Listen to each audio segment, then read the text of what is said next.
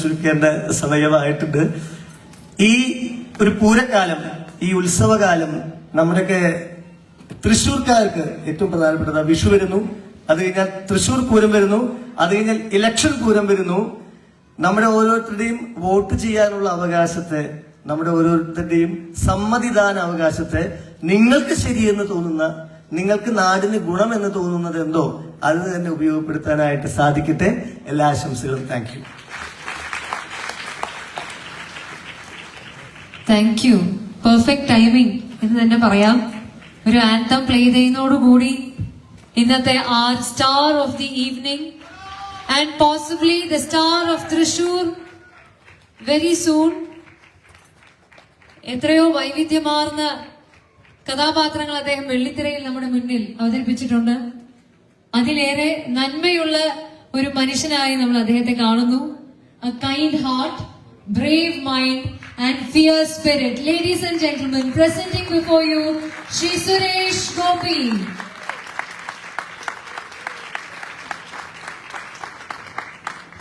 A leader who can empathize and empower. വളരെ ചുരുക്കം നേതാക്കളിൽ കാണാൻ സാധിക്കുന്ന രണ്ട് ഗുണങ്ങളാണത്. എമ്പത്തിയോടുകൂടി പ്രവർത്തിക്കാൻ കഴിയുക, ചുറ്റുമുള്ളവരെ എംപവർ ചെയ്യാനായി എപ്പോഴും നിരന്തരം പരിശ്രമിച്ചുകൊണ്ടിരിക്കുക. ഏറെ ബഹുമാനത്തോടെ ക്ഷണിക്കുന്നു to have twilight talks with the unparalleled Suresh ഏട്ടൻ himself.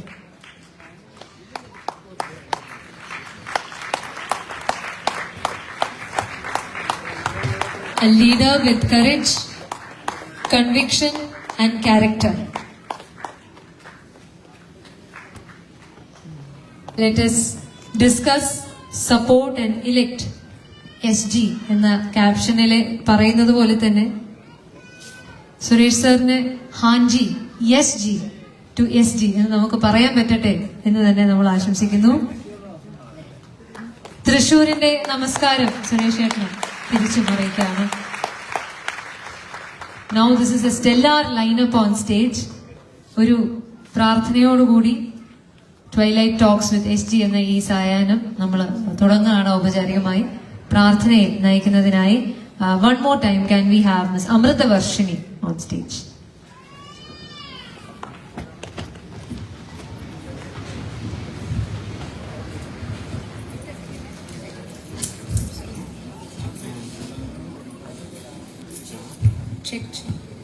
Hello. We'll just hold on. Namaste again, sir.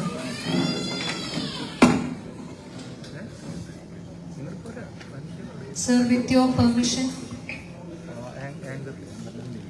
നമ്മൾ തുടക്കം നന്നാവണമെന്ന് നമ്മൾ എപ്പോഴും ആഗ്രഹിക്കുന്ന ആൾക്കാരാണ്. വിത്ത് യുവർ പെർമിഷൻ ഒരു പ്രാർത്ഥനയോട് കൂടി.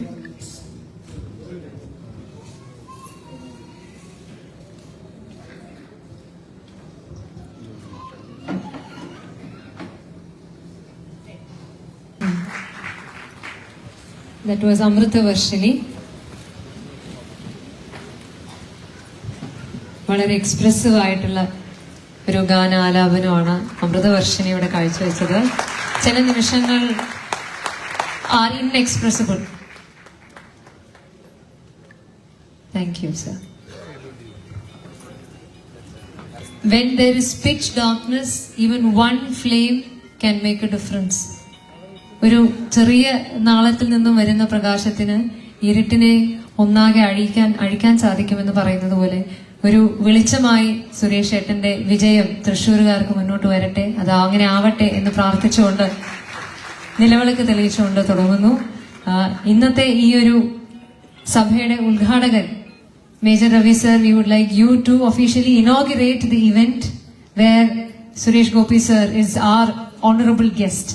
And I request all the dignitaries on stage to join him as we light the lamp.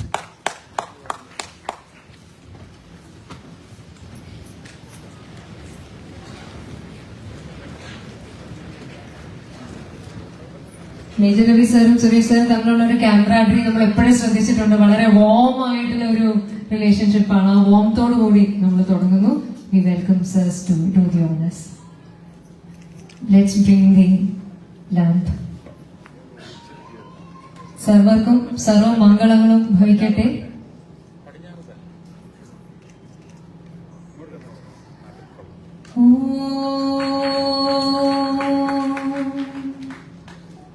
സർവേഷാം സ്വസ്തിർഭവതു സർവേഷാം ശാന്തിർഭവതു സർവേഷാം പൂർണ്ണം ഭവതു സർവേഷാം മംഗളം ഭവതു സർവേ ഭവന്തു സുഖിനഃ സർവേ സന്തു നിരാമയാഃ സർവേ ഭദ്രാണി പശ്യന്തു മാ കശ്ചിത് ദുഃഖഭാഗ് ഭവേത്. ഓം ശാന്തി ശാന്തി ശാന്തി.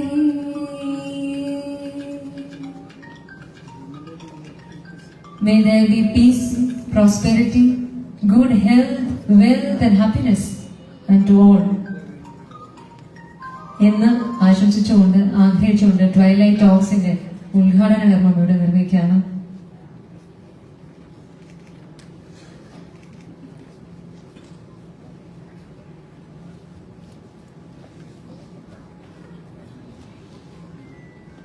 വിടാമുയർച്ചി വിശ്വരൂപ വെട്രി എന്ന് നമ്മൾ പറയാറുണ്ട് തമിഴില്.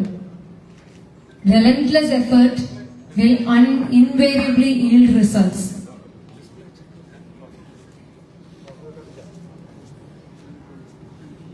നിലവിളക്കിന്റെ നാളുകൾ തെളിയിച്ചിരിക്കുന്നു. ട്വൈലൈറ്റ് ടോക്സ് ഇവിടെ ഉദ്ഘാടനം ചെയ്യപ്പെട്ടിരിക്കുകയാണ്. Thank U.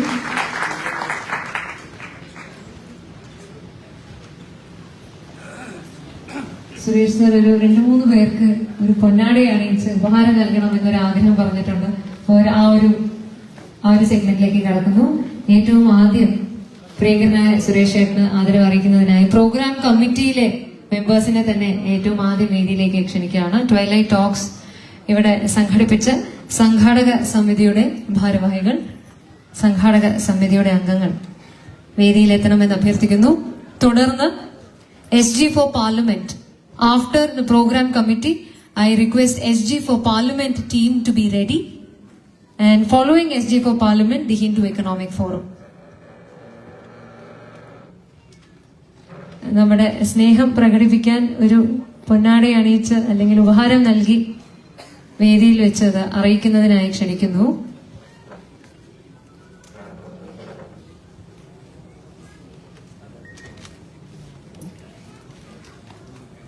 We will make sure that the frame is also looking good.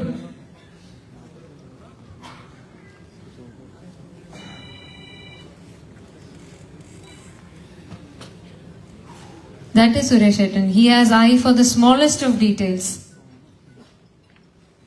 And can we have the program committee on stage, please? Program committee members ne vediyilekku kshanikkunnu. Thank you, team. Sirs, please come.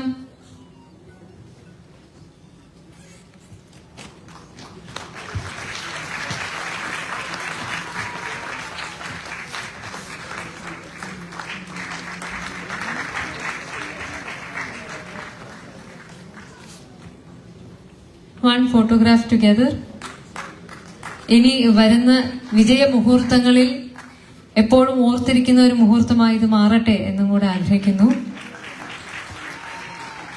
Thank you, team. SG for Parliament. May we have SG for Parliament സംഘടനയുടെ മെമ്പേഴ്സിനെ വേദിയിലേക്ക് ക്ഷണിക്കുകയാണ്. Welcome സേഴ്സ്. തുടർന്ന് the Hindu Economic Forum. We would like you to be ready to join us here on stage immediately after.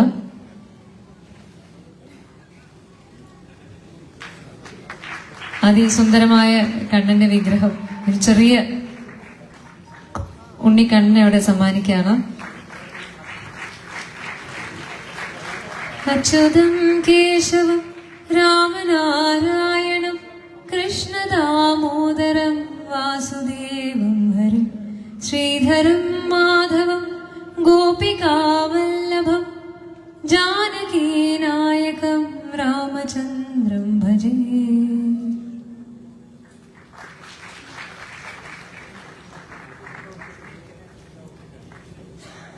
Sreekrishna ചൈതന്യമുള്ള മനോഹരമായ ഒരു ഉപഹാരം അവിടെ നൽകിയിരിക്കുകയാണ്. തുടർന്ന് ഹിന്ദു എക്കണോമിക് ഫോറം, സ്വാഗതം sir.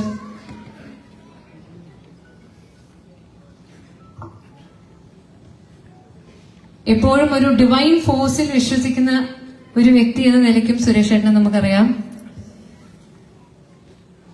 May the divine force be with him.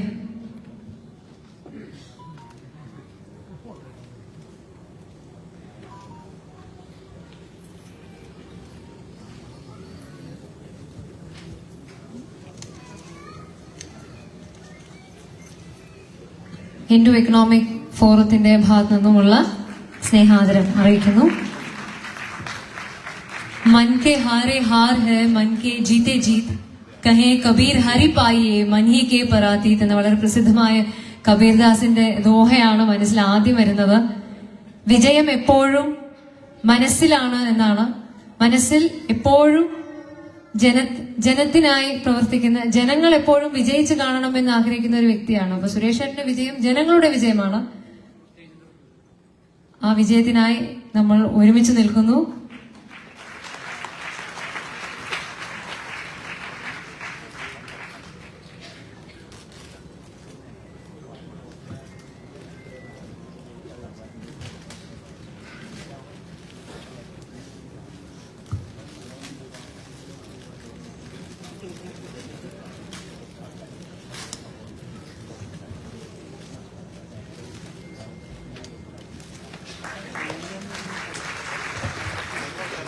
അതോടൊപ്പം ഈ വേദിയിൽ വെച്ച് മറ്റൊരു ആർട്ടിസ്റ്റിക് ആയിട്ടുള്ള ഒരു സെഷനും കൂടെ നമ്മൾ ഈ ഒരു അവസരം ചെയ്യണമെന്ന് ആഗ്രഹിക്കുകയാണ്.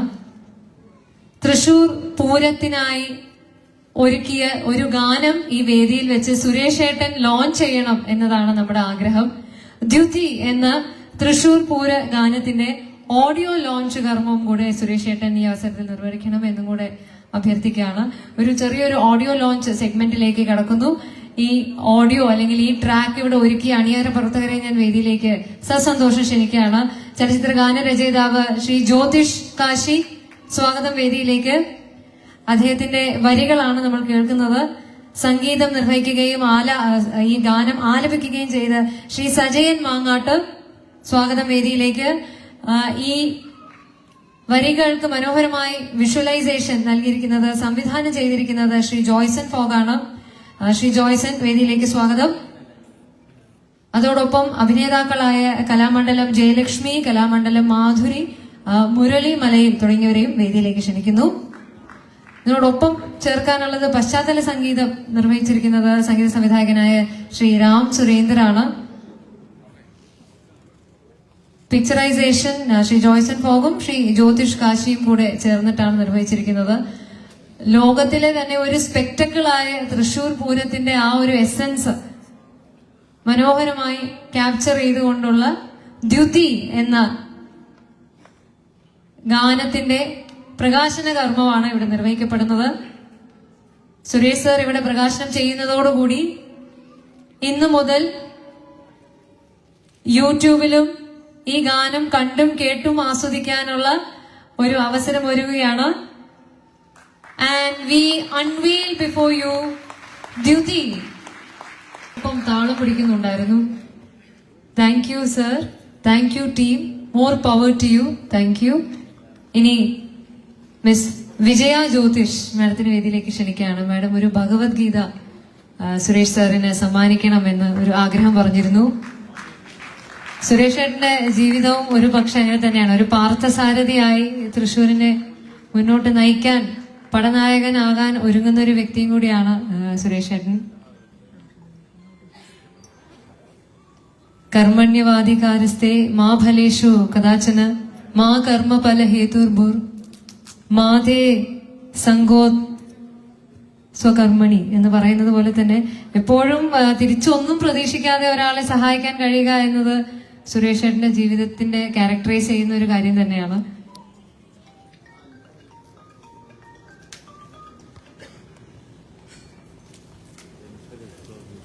ശ്രീമദ് ഭഗവത്ഗീത സുരേഷ് ഏട്ടന് ഇവിടെ സമ്മാനിക്കുകയാണ്.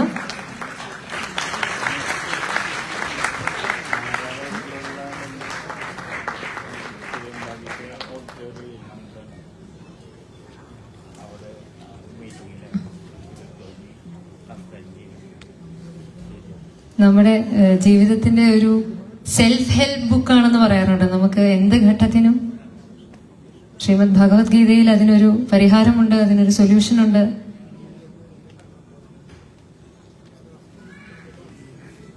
Thank you ma'am.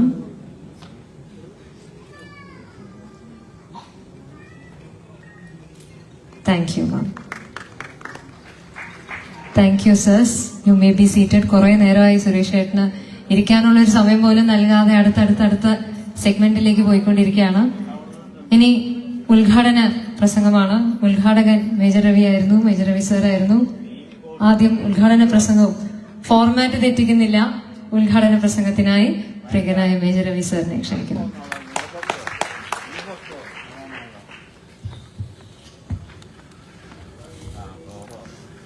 വേദിയിലും സഹസ്രമിരിക്കുന്ന ഗുരുജനങ്ങളെ, മാതാപിതാക്കളെ, സഹോദരി സഹോദരന്മാരെ, സുരേഷ് ഗോപിക്ക് വേണ്ടി സംസാരിക്കാൻ തുടങ്ങിക്കഴിഞ്ഞാൽ അത് കുറേ ഉണ്ടായിരിക്കും. ഞങ്ങൾ തമ്മിലുള്ള ബന്ധം അതങ്ങ് മാറ്റി വെച്ചു കഴിഞ്ഞാൽ നാളെ ആരും ചോദിച്ചു, എന്തിനാണ് സാറ് സുരേഷ് ഗോപിയെ കുറിച്ച് എന്താണ് ഏറ്റവും അധികം പറയാനുള്ളത് ചോദിച്ചു. ഞാൻ പറഞ്ഞു, നല്ലൊരു മനുഷ്യനാണ്. ഇന്നത്തെ ലോകത്തിൽ കാണാൻ പറ്റാത്തൊരു സാധനമാണ്. അപൂർവമായിട്ടാണ് നല്ല മനുഷ്യന്മാരെ കാണാൻ കിട്ടാറുള്ളത്. സ്വാർത്ഥതയും അസൂയയും കുരുട്ടും ഇതെല്ലാം കൊണ്ട് നടക്കുന്ന ഈ 5 അടി 6 ഇഞ്ച് അല്ലെങ്കിൽ 5 അടി 8 ഇഞ്ച് 6 അടി 2 ഇഞ്ച് പൊക്കത്തിൽ നമ്മളിന്നിപ്പം അങ്ങനെ ഒരു ലോകമായിട്ട് മാറിയിരിക്കുകയാണ്. എന്റെ കാര്യം മാത്രം, ഞാൻ, എന്റെ ഭാര്യ, ഇന്ന് അച്ഛൻ അമ്മ എന്നും കൂടെ പറയുന്നില്ല, കാരണം അവരെ കൊണ്ടിട്ട് ഓൾഡ് ഏജ് ഹോമിൽ തട്ടിക്കളയും. അപ്പൊ ഞാന്, എന്റെ ഭാര്യ, എന്റെ കൂടെ കിടക്കുന്നതുകൊണ്ട് എന്റെ ഭാര്യ, പിന്നെ എന്റെ മകൻ, മകള്, ഇത്രയേ ഉള്ളൂ. അപ്പുറത്തേക്ക് നമ്മൾ ചിന്തിക്കാറില്ല. അവിടെയാണ് ഈ ഒരു മനുഷ്യൻ ഞാൻ കുറെ കാലമായിട്ട് ഫോളോ ചെയ്യുന്നുണ്ട്. എനിക്കിങ്ങനെയുള്ള സ്വഭാവം ഉണ്ടായി, പക്ഷെ ആ ലെവലിലേക്ക് അങ്ങ് പോകാൻ പറ്റില്ല.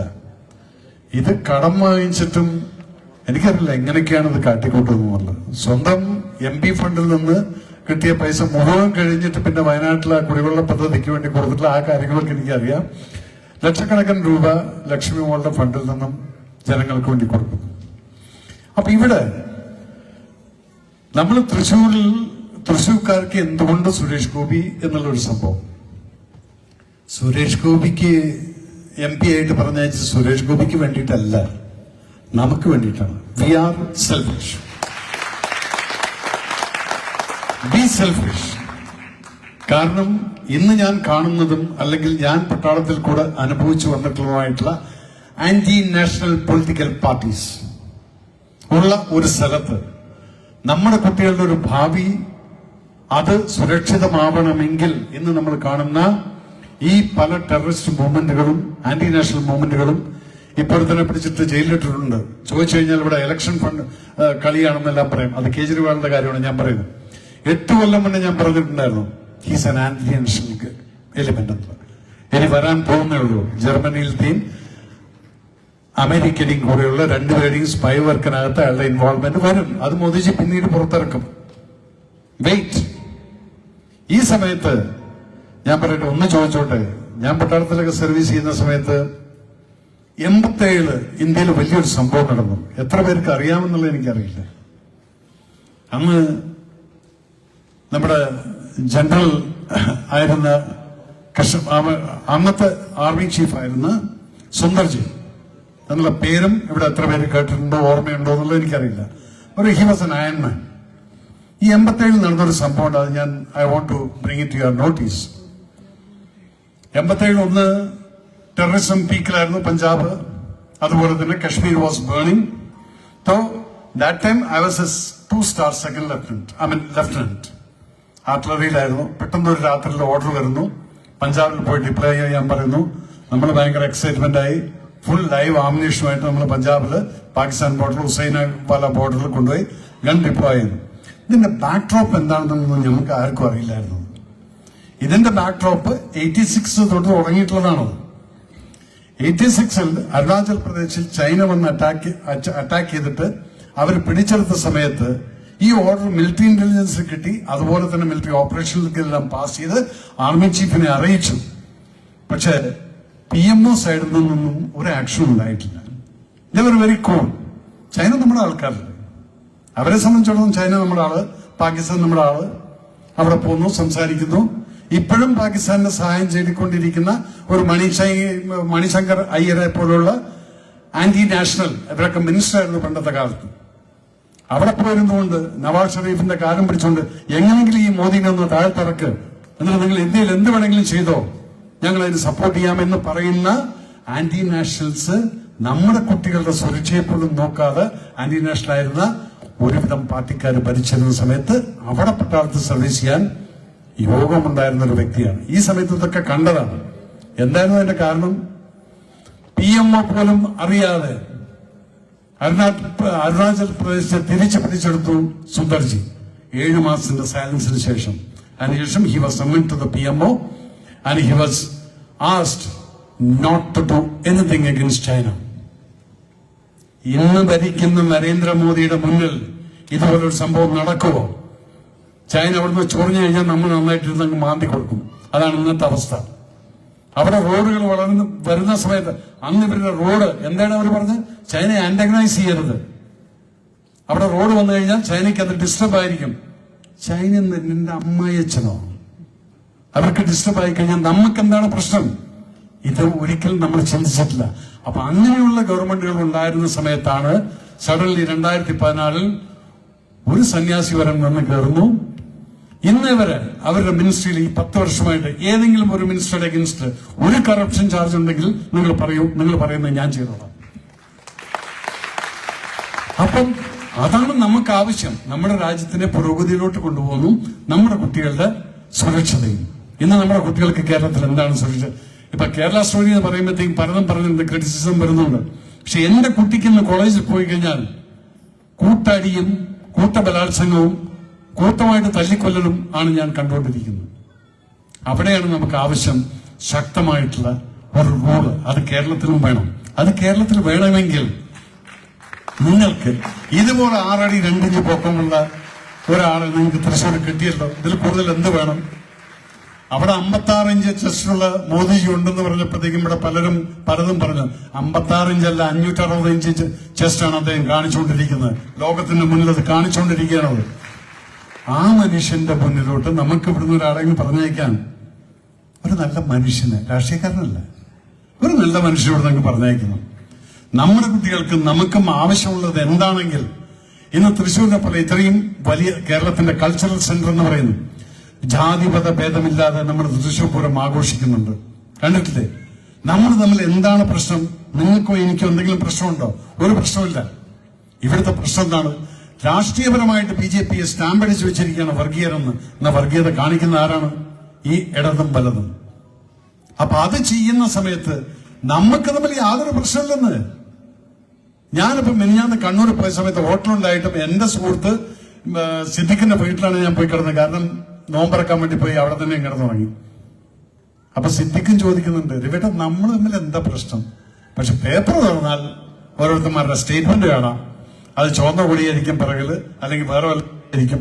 എന്ത് തന്നെയായാലും വർഗീയത മാത്രം പറയുന്ന ഈ രാഷ്ട്രീയ പാർട്ടിക്കാരിൽ നിന്ന് ഞാൻ ചോദിക്കുന്നു, കഴിഞ്ഞ 10 വർഷമായിട്ട് നരേന്ദ്രമോദി ഭരണത്തിൽ വന്നതിന് ശേഷം ഏത് ഹിന്ദുവും മുസ്ലിമും തമ്മിലാണ് ഇവിടെ പ്രശ്നം ഉണ്ടായിരിക്കുന്നത്? ഒരു പ്രശ്നമില്ല. പറയാനുണ്ട്, ചോദിച്ചാൽ അപ്പൊ നേരെ ഇങ്ങ് നോക്കും. ഇപ്പം പറയാനുള്ളത് മണിപ്പൂർ, അവിടെ ആരാണ്? അവിടെ 2 ക്രിസ്ത്യൻസ് തന്നെയായിരുന്നു. അത് ഗോത്രവർഗ്ഗങ്ങൾ, അതൊന്നും പറ്റില്ല. അതൊന്നും ഞങ്ങൾക്കറിയില്ല. മോദി അവിടെ പോയില്ല. മോദിജി എല്ലാം അവിടെ പോകേണ്ടത് അവിടെ ഹോം മിനിസ്റ്ററാണ്. അന്ന് ഹോം മിനിസ്റ്റർ അവിടെ പോയി 3 ദിവസം അവിടെ ഇരുന്നിട്ട് ഇതെല്ലാം കൺട്രോൾ ചെയ്തിട്ടാണ് നമ്മുടെ ഹോം മിനിസ്റ്റർ അമിത്ഷാജി. അത് പറ്റില്ല. എന്തെങ്കിലും പറയണം നിങ്ങൾക്ക്, വർഗീയത അല്ലെങ്കിൽ ഇതുപോലുള്ള അക്യൂസേഷൻസ്, ഇതെല്ലാം ഒന്നും നടക്കില്ല. നമ്മുടെ ഫൈനാൻസസ് ഗോൺ ടു ഹൈ. ഇതൊന്നും ഇവർക്ക് പിടിക്കില്ല. അപ്പം അധികം ഞാൻ നീട്ടുന്നില്ല. നിങ്ങളുടെ മകനായി മാറിയിരിക്കുന്നു സുരേഷ് ഗോപി. നിങ്ങളുടെ അച്ഛനായി മാറി, നിങ്ങളുടെ മകനായി മാറി, നിങ്ങളുടെ ബ്രദറായിട്ട് മാറിയിട്ട് സുരേഷ് ഗോപി കഴിഞ്ഞ പ്രാവശ്യം തോറ്റതിന് ശേഷം ഈ 5 വർഷം ഇവിടെ തന്നെ നിന്നു, വിട്ടെറിഞ്ഞു പോയില്ല. ഇവിടെ തന്നെ നിൽക്കണമെന്നും പറഞ്ഞുകൊണ്ട് നിന്നു. കാരണം he had that liking towards U all and he started liking. എനിക്ക് തോന്നുന്നു അധികപക്ഷം ഇവിടെ തന്നെ ഒരു സ്ഥലം വാങ്ങിച്ചപ്പോൾ ഏതായാലും വോട്ടർ കാർഡൊക്കെ മാറ്റിയിട്ടുണ്ട്. ഇനി തിരുവനന്തപുരത്ത് പോകുന്നില്ല എനിക്ക് തോന്നുന്നില്ല. He should be remain here. You all should hold him here. നല്ല മനുഷ്യന്മാരെ കിട്ടാൻ വലിയ വിഷമമാണ്. അതുകൊണ്ട് ഇങ്ങനൊന്നിനെ കിട്ടിയത് നമ്മൾ കളയരുത്. സോ നേരത്തെ ആരോട് പറഞ്ഞു, നിങ്ങൾ ഈ 70 ആള് അല്ലെങ്കിൽ 700 ആൾക്കാര് 10 പേരെ വെച്ച് കഴിഞ്ഞാലും 7000 അല്ലെങ്കിൽ 100 പേരെ എന്ന് പറയുമ്പോൾ 70,000. what I say, നമ്മളൊക്കെ ഇപ്പൊ എനിക്ക് കാണുമ്പോൾ അറിയാം നമ്മളിപ്പോ കുഴപ്പമില്ലാതെ ജീവിക്കുന്ന ആൾക്കാരാണ്. ആ ദിവസം വോട്ടിന്റെ അന്ന് നിങ്ങൾക്ക് അറിയാവുന്ന വോട്ടുകൾ വീട്ടിൽ കിടന്നുറങ്ങുന്നുണ്ടെങ്കിൽ ഉണർത്തിക്കൊണ്ട് 4 മണിയാകുമ്പോഴത്തേക്കും അവർ ബൂത്തിൽ കൊണ്ടുവരണം. നമ്മുടെ ഏറ്റവും വലിയ പ്രശ്നം അതാണ്. നമ്മൾ ഞാൻ വോട്ട് ചെയ്തിട്ട് എവിടെ ജയിക്കാന്ന്, ഞാൻ വോട്ട് ചെയ്തില്ലെങ്കിൽ അവർ ജയിക്കാൻ തോൽക്കാൻ തുടങ്ങി. No, you are that one vote. ഇന്ന് ഞാൻ ആലപ്പുഴയിൽ ഒരു കംപ്ലീറ്റ് കമ്പ്യൂട്ടർ അനലൈസേഷൻ ചെയ്യുന്ന സമയത്ത് നമ്മൾ കഴിഞ്ഞ പ്രാവശ്യം പഞ്ചായത്ത് ഇലക്ഷനും വാർഡ് ഇതിലെല്ലാം തോറ്റിരിക്കുന്ന 5 വോട്ടിനും 4 വോട്ടിനും 1 വോട്ടിനും ഒക്കെ തോറ്റിട്ടുണ്ട്. ആ 1 വോട്ടാണ് നിങ്ങളിരിക്കുന്നത്. ആ 1 വോട്ട് ഒരിക്കലും നിങ്ങൾ പാഴാക്കി കളയരുത്. Go to the booth and make sure that he will go to Delhi and hold Modiji's hand to strengthen his hand for you all, not for him. ഇതാണ് എനിക്ക് ആവശ്യം. ഇതിലെ കൂടുതൽ എനിക്ക് പിന്നെ വേറൊരു പ്രോമിസ് കൂടെ ഞാൻ പറയാം.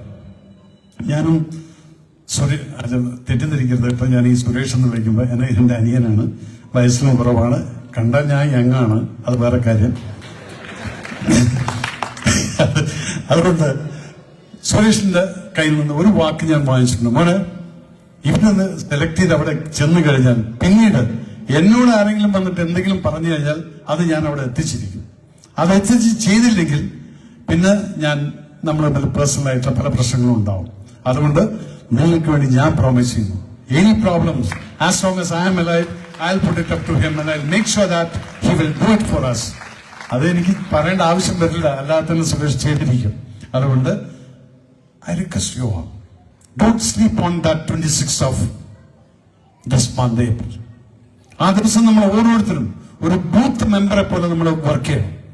നമ്മളെ കൊണ്ട് കഴിയുന്ന രീതിയിൽ ഉറങ്ങുന്ന വോട്ടുകളെ വിളിച്ചെഴുന്നിട്ടുകൊണ്ട് ബൂത്തിലോട്ട് എത്തിച്ചു കഴിഞ്ഞാൽ he will win with a big huge margin. That is what I want for you all, not for him. Thank you so much. ഇത്ര എനിക്ക് റിക്വസ്റ്റ് ചെയ്യാനുള്ളൂ. നിങ്ങൾക്ക് എല്ലാവർക്കും നല്ലത് വരട്ടെ എന്ന് ആശംസിച്ചുകൊണ്ട് ഇതിൽ എനിക്ക് അഭിമാനത്തോടുകൂടി പറയാൻ സാധിക്കട്ടെ, യെസ്, ആദ്യത്തെ MP ആയിട്ട് സെലക്ടഡ് MP ആയി എലക്ടഡ് MP ആയി തൃശ്ശൂരിൽ നിന്ന് സുരേഷ് ഗോപി മോദിജിക്ക് കൊടുത്താൽ yes, I will be proud of it. Thank you so much and God bless you all and a big Jai Hind. Thank you sir. He spoke with so much of fervor. അതിൽ main take away തന്നെയാണ്, each one of us can make a difference. Remember to vote. Thank you sir. And here is someone who has been making remarkable difference with his music. ഒരേ കടൽ എന്ന ചിത്രത്തിന് വേണ്ടി ഏറ്റവും മികച്ച സംഗീത സംവിധായകനുള്ള ദേശീയ പുരസ്കാരം ഉൾപ്പെടെയുള്ള നിരവധി അംഗീകാരങ്ങൾ അദ്ദേഹത്തെ തേടിയെത്തി. തൃശ്ശൂരിന്റെ ഒരു സ്വത്താണ് അദ്ദേഹം. മ്യൂസീഷ്യൻ അല്ല, മജീഷ്യൻ ആണ് എന്ന് വേണം പറയാൻ. ശ്രീ ഔസേപ്പ് അച്ഛൻ, സ്വാഗതം സർ.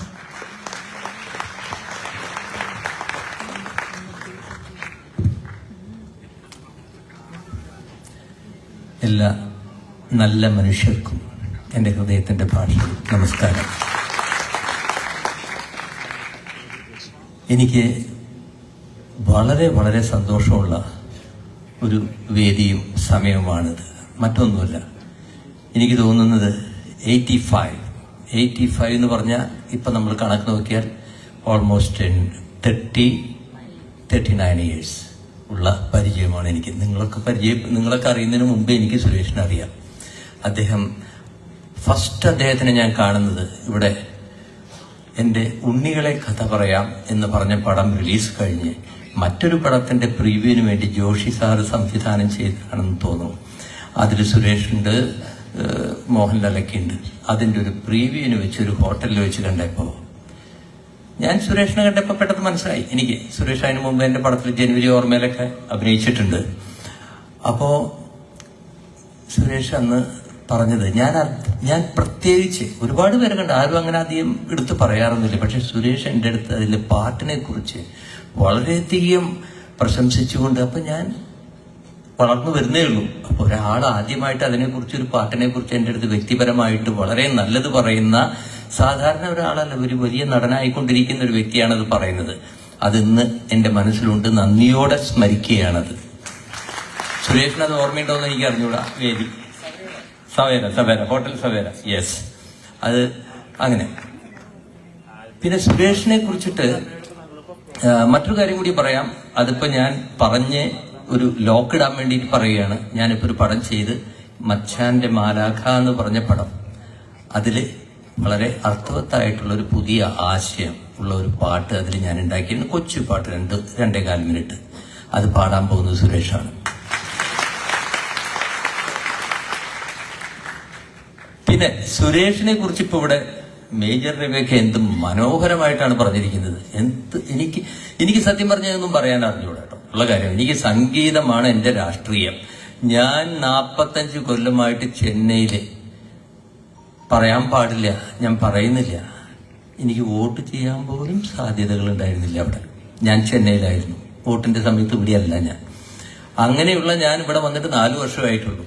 എനിക്ക് രാഷ്ട്രീയപരമായിട്ട് വ്യക്തിത്വങ്ങളെ കാണുമ്പോൾ അവര് നമ്മളോട് നമ്മളെ ഇങ്ങനെ വെൽക്കം ചെയ്യുമ്പോൾ അവർ ആരാണെന്ന് എനിക്ക് അറിഞ്ഞൂടാ. അങ്ങനെ പതിയെ ഒരുപാട് ശ്രമിച്ചിട്ടാണ്. എപ്പോഴും കുറെ പേരെ എനിക്ക് അറിഞ്ഞൂടാ.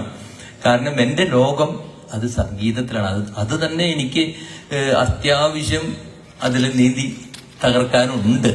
പക്ഷേ ഇവിടെ സുരേഷിനെ കുറിച്ച് എനിക്ക് ഒരൊറ്റ കാര്യം നിങ്ങളുടെ അടുത്ത് പറയണ്ടോ. അതെന്താന്ന് വെച്ചാ, സുരേഷ് കുറേ നല്ല കാര്യങ്ങൾ ചെയ്യുന്നു, അതെല്ലാവർക്കും അറിയാം, ചെയ്യുന്നുണ്ട്. അത് രാഷ്ട്രീയത്തിലേക്ക് കടക്കുന്നതിന് വേണ്ടി ചെയ്തതല്ല. ഇനിയും കുറെ നല്ല കാര്യങ്ങൾ വലുതായി ചെയ്യാൻ വേണ്ടിയിട്ട് രാഷ്ട്രീയത്തിലേക്ക് കടക്കാൻ ശ്രമിച്ച വ്യക്തിയാണ്. പുള്ളിയുടെ പേഴ്സണൽ വ്യക്തിത്വം എന്ന് പറയുന്നത് നല്ല കാര്യങ്ങൾ. അന്നൊക്കെ ഞാൻ ആലോചിക്കാറുണ്ട്, ഇത് എന്തിനാ ഇങ്ങനെയൊക്കെ ചെയ്യുന്നത് എന്നൊക്കെ ഞാൻ ചിന്തിക്കാറുണ്ട്. എത്ര വർഷം മുമ്പാണ്. അന്നൊന്നും രാഷ്ട്രീയത്തിന്റെ ഒരു ചിന്ത പോലും സുരേഷിലുണ്ടായിട്ടില്ല. കാരണം പുതിയ പടങ്ങൾ, പുതിയ കഥാപാത്രങ്ങൾ അഭിനയിച്ച് തകർക്കണമെന്നുള്ള ആവേശത്തിലിരിക്കുന്ന സമയത്ത് അപ്പോഴും ആർക്കെങ്കിലും എന്തെങ്കിലും ബുദ്ധിമുട്ടുകൾ, സാധാരണക്കാരൻ, പാവപ്പെട്ടവർ, ആരായാലും അത് പൊതുജനം അറിയുന്നു. അത് അറിയിക്കാൻ വേണ്ടി ചെയ്യുന്നൊന്നുമല്ല. അതെങ്ങനെ അറിയുന്നു? അത് മറ്റുള്ളവർ പറഞ്ഞാൽ അറിയും. നല്ല കാര്യങ്ങൾ ചെയ്യുമ്പോൾ അത് പെട്ടെന്ന് ആർക്കെങ്കിലും അതിനെക്കുറിച്ച് അറിവ് വരുമ്പോൾ അത് ഉടനെ അപ്പൊ നമ്മൾ പലരും അതിനെക്കുറിച്ച് ചെറിയൊരു പരാമർശം ഉണ്ടാവും, പേരെടുക്കാൻ വേണ്ടി. ഒന്നുമല്ല. ഇനി ഇത് മറ്റുള്ളവർ അറിയുന്നതിന്റെ ഒരു ഗുണം നിങ്ങൾക്കറിയോ? പലരും അങ്ങനെ നല്ലത് ചെയ്യുന്നവരുണ്ട് ഈ ഭൂമിയിൽ. അത് മറ്റുള്ളവർ അറിഞ്ഞു കഴിഞ്ഞാൽ മറ്റുള്ളവർക്കും ഒരു പ്രചോദനമാകും ഇതേപോലെ നല്ല കാര്യങ്ങൾ ചെയ്യുന്നതിന് വേണ്ടിയിട്ട്. അങ്ങനെ ഒരു വ്യക്തിത്വമാണ് സുരേഷിന്റെ. അപ്പൊ സുരേഷ് എന്തുകൊണ്ടും രാഷ്ട്രീയത്തിന് വേണ്ടിയിട്ടല്ല സുരേഷ്. എനിക്ക് തോന്നുന്നത് സുരേഷിന്റെ ജന്മം കൊണ്ടിരിക്കുന്നത് തന്നെ മനുഷ്യർക്ക് നല്ലത് ചെയ്യണം എന്നുള്ള ഒറ്റ ചിന്തയിലാണ് സുരേഷ് ഇതുവരയ്ക്കും വളർന്നിട്ടുള്ളത്. ഇനി എങ്ങനെ മാറുമെന്നൊന്നും എനിക്ക് അറിഞ്ഞൂടാ, എനിക്ക് ഉറപ്പ് പറയാൻ പറ്റില്ല. മാറത്തില്ല. കാരണം അത് എന്താണ്, ചെറുപ്പത്തിലുള്ള ശീലം, മനുഷ്യനുള്ള കാലം മാറാതെന്ന് പറയുമല്ലോ, അത് സുരേഷിനുണ്ടെന്നുള്ള വിശ്വാസം എനിക്കുണ്ട്. സുരേഷിന് കൂടുതലൊന്നും സംസാരിക്കാൻ അറിയില്ല. സുരേഷിന് എല്ലാവിധ വിജയാശംസകളും നേർന്നുകൊണ്ട് എന്റെ വാക്കുകൾ നിർത്തുന്നു. Thank you sir. മറ്റൊരു അവാർഡ് വിന്നിംഗ് ഡയറക്ടറും കൂടെ നമ്മുടെ ഒപ്പം ഉണ്ട്. വളരെ സീസൺഡ് ആയിട്ടുള്ള ഔസേപ്പച്ചൻ സർ സംസാരിച്ചു. വളരെ പ്രോമിസിംഗ് ആയിട്ടുള്ള മേപ്പടിയാൻ എന്ന ഒറ്റ ചിത്രത്തോടു കൂടി നാഷണൽ അവാർഡ് കരസ്ഥമാക്കിയ ശ്രീ വിഷ്ണു മോഹനും കൂടെ സംസാരിക്കാനുണ്ട്. ശ്രീ വിഷ്ണു മോഹനെ സംസാരിക്കാനായി ക്ഷണിക്കുന്നു.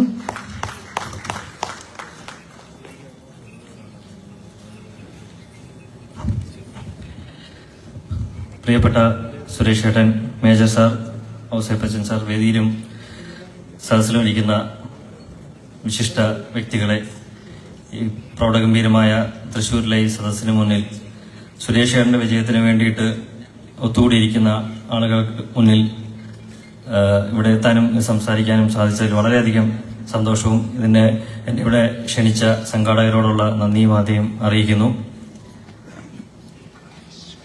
വലിയ രീതിയിൽ രാഷ്ട്രീയമായിട്ട് അല്ലെങ്കിൽ തെരഞ്ഞെടുപ്പിനെ സംബന്ധിച്ച് അല്ലെങ്കിൽ മേജർ സാർ സംസാരിച്ചാലൊന്നും സംസാരിക്കാൻ എനിക്ക് അറിയില്ല. പക്ഷെ ഞാൻ എൻ്റെ ഒബ്സർവേഷനോടുള്ള ചില കാര്യങ്ങൾ മാത്രം ഒന്ന് സൂചിപ്പിക്കണമെന്ന് ആഗ്രഹിക്കുന്നു.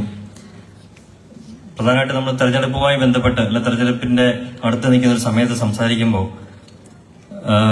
ഏറ്റവും കൂടുതൽ നമ്മളൊരാളോട് വോട്ട് ചെയ്യാൻ അല്ലെങ്കിൽ നമ്മള് സുഹൃത്തുക്കളോട് അല്ലെങ്കിൽ നമ്മുടെ നാട്ടുകാരോട് അല്ലെങ്കിൽ നമുക്കറിയാവുന്ന ആളുകളോട് നിങ്ങൾ ആർക്കാണ് വോട്ട് കൊടുക്കുക എന്ന് ചോദിക്കുമ്പോൾ പൊതുവെ ഏറ്റവും കൂടുതൽ ആളുകൾ പറയാൻ സാധ്യതയുള്ളൊരു വാക്കെന്ന് പറഞ്ഞാൽ അല്ലെങ്കിൽ ഞാൻ അഴിമതിയില്ലാത്ത വികസനം കൊണ്ടുവരാൻ സാധിക്കുന്ന ആളുകൾക്ക് അല്ലെങ്കിൽ നാടിന്റെ പുരോഗതി കൊണ്ടുവരാൻ സാധിക്കുന്ന ആളുകൾക്ക് വോട്ട് ചെയ്യാൻ ആഗ്രഹിക്കുന്നു എന്നാണ് പൊതുവായി പറയാൻ സാധിക്കുന്നത് അല്ലെങ്കിൽ പറയുന്നത്.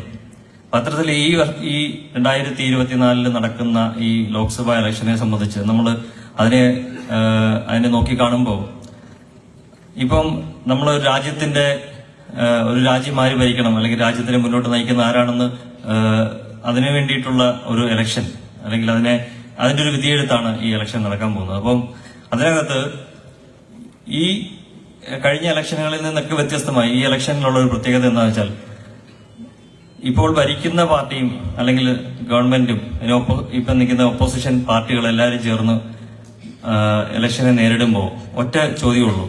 കാരണം നരേന്ദ്രമോദി നേതൃത്വം കൊടുക്കുന്ന BJP സർക്കാർ ഇപ്പോൾ തുടർന്നുള്ള ഭരണത്തിന് 400 സീറ്റ് പിടിക്കുമോ ഇല്ലയോ എന്നുള്ള ചർച്ചയാണ് പ്രതിപക്ഷം നടത്തുന്നത്. അപ്പൊ സ്വാഭാവികമായിട്ടും ആര് ഭരിക്കുമെന്നുള്ളതിന് ആർക്കും സംശയമില്ല. അപ്പം അത്തരത്തിലുള്ള ഒരു സാഹചര്യത്തിൽ തൃശ്ശൂരിലെ ജനങ്ങൾ വോട്ട് ചെയ്യുമ്പോൾ നമ്മൾ ഇതേപോലെ നാടിന്റെ വികസനത്തിനും നന്മയ്ക്കുമാണെങ്കിൽ ആരെയാണ് തെരഞ്ഞെടുക്കുക എന്നുള്ളതിന് പ്രത്യേകിച്ച് നമ്മൾ പറയേണ്ട ആവശ്യമില്ല. തൃശ്ശൂരിലെ ആളുകൾ വോട്ടർമാർ ഈ വട്ടം വോട്ട് ചെയ്യുന്നത് തൃശ്ശൂരുകാർക്ക് വേണ്ടിയല്ല, കേരളത്തിന് വേണ്ടിയാണ്. കാരണം ഇന്ന് തൃശ്ശൂരിൽ നിന്ന് സുരേഷ് ചേട്ടൻ ജയിച്ചല്ല, എനിക്ക് തോന്നുന്നു 543 MP-മാർ തെരഞ്ഞെടുത്ത് വരുന്ന അല്ലെങ്കിൽ ഈ NDA ഗവൺമെന്റിന്റെ ഭാഗമായി വന്നാൽ പോലും അതിനകത്ത് ഒരു മന്ത്രിയാവുമെന്ന് ഉറപ്പുള്ള വേറെ ആരും കാണില്ല. അത്രയും ഉറപ്പോടുകൂടി നമുക്ക് പറയാൻ സാധിക്കുന്ന ഒരു വ്യക്തിയേ ഉള്ളൂ. അതുപോലെ തന്നെ അത്രയും നമ്മുടെ പ്രധാനമന്ത്രിക്ക് പ്രിയപ്പെട്ട ഒരാളും കൂടിയാണ്. അപ്പം അതുകൊണ്ട് തന്നെ നാടിന്റെ നന്മയും വികസനവും ആണ് നിങ്ങൾ ആഗ്രഹിക്കുന്നതെങ്കിൽ ആ വോട്ട് സുരേഷ് ഗോപിക്ക് അല്ലെങ്കിൽ സുരേഷ് ചേട്ടന് കൊടുത്ത് വിജയിപ്പിക്കണമെന്നുള്ളതാണ് ഒന്നാമത്തെ കാര്യം എനിക്കിത് പറയാനുള്ളത്. രണ്ടാമത് നമ്മള് ഇന്ത്യൻ പ്രധാനമന്ത്രിയായി ശ്രീ മോഡിജി ഭരിക്കുമ്പോൾ നമ്മള് മൊത്തം ഇന്ത്യയിലെ ജനങ്ങൾക്ക് അല്ലെങ്കിൽ വീണ്ടും അദ്ദേഹം തുടർച്ചയായി ഗുജറാത്ത് മുഖ്യമന്ത്രി മുതൽ ഈ നാട്ടിലെ 3ാമത്തെ ടൈം പ്രധാനമന്ത്രിയാവാൻ പോകുമ്പോൾ നാട്ടിലെ മൊത്തം ജനങ്ങൾ അദ്ദേഹത്തിൽ വിശ്വസിക്കുന്ന ഡെവലപ്മെന്റോ മറ്റു കാര്യങ്ങളെല്ലാം ഭിന്നതയാണ്. ഒറ്റ കാര്യമായിരിക്കും ഏറ്റവും എല്ലാവർക്കും ഉള്ളിലുള്ള, മോഡിജി കക്കില്ല, കക്കാൻ സമ്മതിക്കില്ല. അതേപോലെ നമുക്ക് നമ്മുടെ നാട്ടിൽ നിന്നൊരാളെ, ഒരു രാഷ്ട്രീയക്കാരനെ ആയിക്കോട്ടെ അല്ലെങ്കിൽ ഒരു പൊതുപ്രവർത്തനം ഏത് തരത്തിലായാലും നമുക്ക് കണ്ണടച്ച് ഇവിടുത്തെ അദ്ദേഹത്തെ എതിർക്കുന്നവർ പോലും പറയാൻ നമുക്ക് ഉറപ്പോടെ പറയാൻ പറ്റുന്ന ഒരാളാണ് കക്കില്ല, കക്കാൻ സമ്മതിക്കില്ല. അതാണ് സുരേഷ് ചേട്ടന് നമുക്ക് ഉള്ള ഉറപ്പ്. അപ്പൊ അത്തരത്തിലൊരാളെ നമുക്ക് ഇവിടുന്ന് തിരഞ്ഞെടുക്കാനും ഈ നാടിന്റെ നന്മയ്ക്കും പുരോഗതിക്കും വേണ്ടിയിട്ട് ഇന്ത്യൻ പാർലമെന്റിലേക്ക് അയക്കാൻ സാധിക്കണം. ഞാൻ എന്റെ ഒരു അനുഭവം കൂടെ പറയുകയാണ് ഈ കൂട്ടത്തില്. കാരണം ഒരുപാട് ആളുകൾ എതിർ രാഷ്ട്രീയ പാർട്ടികളിലുള്ളവരും അല്ലെങ്കിൽ രാഷ്ട്രീയമായിട്ടോ അല്ലാതെയോ ഒക്കെ സുരേഷ് ചേട്ടനെ എതിർക്കുകയൊക്കെ ചെയ്യുന്ന ആൾക്കാരുണ്ടാവും, കുറ്റം പറയുന്നവരൊക്കെ ഉണ്ടാവും. പക്ഷേ നമ്മൾ പേഴ്സണലായിട്ട് പല ആളുകളോടും സംസാരിച്ചു കഴിഞ്ഞാൽ, മറ്റ് പബ്ലിക് ഇതെല്ലാം സംസാരിച്ചു കഴിഞ്ഞാൽ 10ൽ 9 പേരും അദ്ദേഹത്തെ ഏതെങ്കിലും തരത്തിൽ ആരാധിക്കുകയോ അല്ലെങ്കിൽ അദ്ദേഹത്തെ പിന്തുണയ്ക്കുകയോ ചെയ്യുന്നവർ തന്നെയാണ്. ഒന്നുകിൽ അവരുടെ രാഷ്ട്രീയ നിലപാട് അല്ലെങ്കിൽ കമ്മ്യൂണൽ ഇതുകൊണ്ടൊക്കെ തന്നെയായിരിക്കും അവര് എതിർത്ത് പറയുക. അല്ലാതെ എല്ലാവരും വ്യക്തിപരമായിട്ട് അദ്ദേഹത്തെ ഇഷ്ടപ്പെടുന്ന ആളുകളായിരിക്കും. കുറച്ചു കാലം മുമ്പ് എന്റെ നാട്ടിൽ നിന്നൊരാള് സുരേഷ് ചേട്ടൻ MP ആയിരുന്ന സമയത്ത് എന്നെ ഒരു പ്രാദേശിക ഇവിടുത്തെ ഒരു രാഷ്ട്രീയ പാർട്ടിയുടെ ഒരു പ്രാദേശിക നേതാവ് എന്നെ വിളിച്ചിട്ട് പറഞ്ഞു, ഈ സുരേഷ് ഗോപി ഏതെങ്കിലും തരത്തിൽ ഒന്ന് കണക്ട് ചെയ്യാൻ മാർഗമുണ്ടോ എന്ന് ചോദിച്ചെന്നെ വിളിച്ചു. അപ്പൊ ഞാൻ പറഞ്ഞു എന്താ കാര്യം എന്ന് ചോദിച്ചപ്പോ പറഞ്ഞു അത് ഒരു വിദേശത്ത് ഒരു കേസുമായി ബന്ധപ്പെട്ട് ജയിലിലായ ഒരാളുടെ കാര്യം, നാട്ടിലുള്ള ഒരാളുടെ കാര്യം ഇത് ചെയ്യാനാണ് എന്നൊക്കെ പറഞ്ഞപ്പോ ഞാൻ ചോദിച്ചു, നിങ്ങളുടെ MP ഇല്ലേ, നിങ്ങളുടെ MP-യോട് പറഞ്ഞാൽ പോരെ എന്ന് പറഞ്ഞപ്പം അതേ പറഞ്ഞു, അതേ വിഷ്ണു നടക്കാനാ പറയുന്നത്, നിങ്ങള് സുരേഷ് ഗോപി ഒന്ന് കണക്ട് ചെയ്യാൻ പറ്റുമെങ്കിൽ നോക്ക്. നമുക്കതൊന്ന് അപ്പം എതിർ രാഷ്ട്രീയത്തിൽ നിൽക്കുന്നവർക്ക് പോലും ഒരു കാര്യമോട് അദ്ദേഹം പറഞ്ഞു, MP യോട് കണ്ടിരുന്നു, MP യോട് സംസാരിച്ചപ്പോൾ MP പറഞ്ഞത് അടുത്ത പാർലമെന്റ് സെഷൻ തുടങ്ങുന്ന സമയത്ത് ഞാൻ ഡൽഹി പോകുമ്പോൾ നോക്കാമെന്ന് എഴുതി തരാൻ. അപ്പം അത്രയും കാലം കാത്തിരിക്കാൻ അല്ലെങ്കിൽ അതൊരു പ്രായോഗികമായ കാര്യമല്ല എന്നുള്ളത് കൊണ്ട് എങ്ങനെ ഒരു കാര്യം നടക്കും, ആര് വിചാരിച്ചാൽ നടക്കുമെന്ന് കേരളത്തിലെ ഒരു സുരേഷ് ഗോപിയോ അല്ലെങ്കിൽ അദ്ദേഹത്തെ പ്രദാനം ചെയ്യുന്ന രാഷ്ട്രീയ പാർട്ടിയോ എതിർക്കുന്ന ഒരാൾ പോലും അത് സുരേഷ് ഗോപി വിചാരിച്ചാൽ നടക്കും എന്ന് പറയുന്നുണ്ടെങ്കിൽ, വിശ്വസിക്കുന്നുണ്ടെങ്കിൽ, അതിന്റെ അർത്ഥം അദ്ദേഹത്തിന് ഈ നാട്ടിൽ വലിയ മാറ്റം കൊണ്ടുവരാൻ സാധിക്കും. ഞാൻ ഇപ്പൊ പറയാം, നമ്മൾ ഒരു MP ആയി തെരഞ്ഞെടുത്ത് അല്ലെങ്കിൽ അദ്ദേഹം ഒരു കേന്ദ്രമന്ത്രിയായി നല്ല രീതിയിൽ ഇവിടെ ഒരു പ്രവർത്തനങ്ങൾ കാഴ്ചവെക്കുമെന്നുള്ളപരി ഞാൻ കാണുന്നത് ഭാവിയിൽ കേരളത്തിനെ മുന്നോട്ട് നയിക്കാൻ കഴിയുന്ന ഒരു ചീഫ് മിനിസ്റ്റർ മെറ്റീരിയലാണ് അദ്ദേഹം. അത്തരത്തിൽ നമുക്ക് അദ്ദേഹത്തെ കൊണ്ട് നമുക്ക് ഗുണമുണ്ടാകണം എന്നാണ് ഞാൻ ആഗ്രഹിക്കുന്നത്. ഇവിടെ എത്തിയിരിക്കുന്ന എല്ലാവരും തന്നെ സുരേഷ് ഏട്ടനെ സ്നേഹിക്കുകയും അല്ലെങ്കിൽ അദ്ദേഹത്തെ ആരാധിക്കുക അല്ലെങ്കിൽ അദ്ദേഹത്തിനെ പിന്തുണയ്ക്കാൻ ഏതെങ്കിലും തരത്തിൽ അതിനുവേണ്ടിയിട്ടാണ് ഇത്ര സമയം നിങ്ങൾ ഇവിടെ എത്തിയിരിക്കുന്നത്, അതിനെ സ്പെൻഡ് ചെയ്യുന്നത്.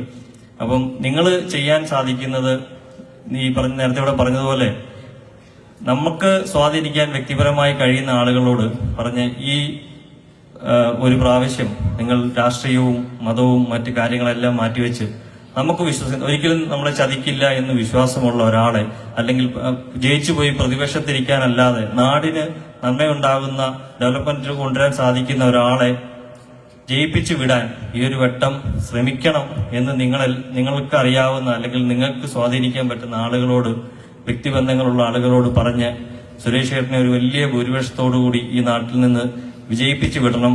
ഈ നാടിന് വേണ്ടിയിട്ട് അദ്ദേഹം നേരത്തെ വേറെ സാർ പറഞ്ഞല്ലേ, അദ്ദേഹത്തിന് ഇതൊന്നും ആവശ്യമില്ല, പക്ഷെ നമുക്കാണ് ആവശ്യം. അതുകൊണ്ട് അദ്ദേഹം എടുക്കുന്ന ഈ എഫേർട്ട്, പ്രത്യേകിച്ച് ഒരു സിനിമ ഇത്രയും വർഷങ്ങളായിട്ട് ഒരു സൂപ്പർ സ്റ്റാർ ആയിട്ട് മലയാള സിനിമയിൽ നിൽക്കുന്ന ഒരാള് എന്താ പറയാ ഒരു AC റൂമുകളും ക്യാരവാനുകളും അല്ലെങ്കിൽ അത്തരത്തിലുള്ള ഒരു സെലിബ്രിറ്റി ലൈഫിൽ നിന്ന് ഈ ജനങ്ങൾക്കിടയിലേക്ക് ഇറങ്ങി ഈ ചൂടും വെയിലും കൊണ്ട് നടക്കുന്നത് ഒരു വിധത്തിലും അദ്ദേഹത്തിന് വേണ്ടിയിട്ടൊരു നേട്ടത്തിന് വേണ്ടിയിട്ടല്ല എന്നുള്ള വസ്തുതയെങ്കിലും മനസ്സിലാക്കി നമ്മൾ അദ്ദേഹത്തെ പിന്തുണയ്ക്കണം, വിജയിപ്പിക്കണം എന്ന് മാത്രം പറഞ്ഞുകൊണ്ട് ഞാൻ നിർത്തുന്നു. നന്ദി, നമസ്കാരം. Thank you sir. ഒരു കംഫർട്ട് സോണിൽ നിന്നും മാറി മറ്റുള്ളവർക്ക് നല്ലത് ചെയ്യുക എന്ന ഉദ്ദേശത്തോടു കൂടി ഇറങ്ങിയ ഒരു വ്യക്തിയാണ്. कोशिश करने वालों की कभी हार नहीं होती, लहरों से डरकर नौका पार नहीं होती. തിരമാലകളെ ഭയന്നു കഴിഞ്ഞാൽ ഒരിക്കലും കടൽ കാണാൻ സാധിക്കില്ല എന്ന് പറയുന്നത് പോലെ തിരമാലകൾ എന്തുമായിക്കോട്ടെ ഒരു ഭയവും കൂടാതെ നല്ലത് ചെയ്യാൻ നല്ല സമയം നോക്കാത്ത ഒരു വ്യക്തി ശ്രീ സുരേഷ് ഗോപി. പ്രിയങ്കരനായ സുരേഷ് ഏട്ടാ, may I invite you to address this august gathering. Welcome sir.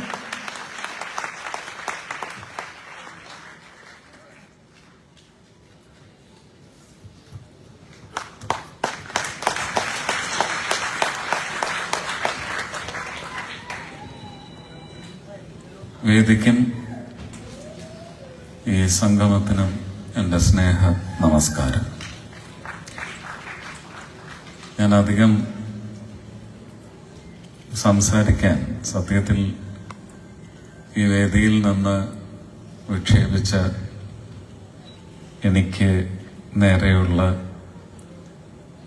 സ്നേഹ അമ്പുകൾ സത്യത്തിൽ എനിക്കൊരു ഭയങ്കര മെന്റൽ ബ്ലോക്കാണ് ഇപ്പം സൃഷ്ടിച്ചിരിക്കുന്നത്. എന്താണ് സംസാരിക്കേണ്ടത്? ഇത് ശരിക്കും ഒരു ഇലക്ഷൻ പ്രചരണവുമായി ബന്ധപ്പെട്ട വേദിയാണോ എന്ന് പോലും സംശയിക്കുന്ന തരത്തിൽ ഭയങ്കര ബ്ലോക്കാണ് സൃഷ്ടിച്ചിരിക്കുന്നത്. അതുകൊണ്ട് തന്നെ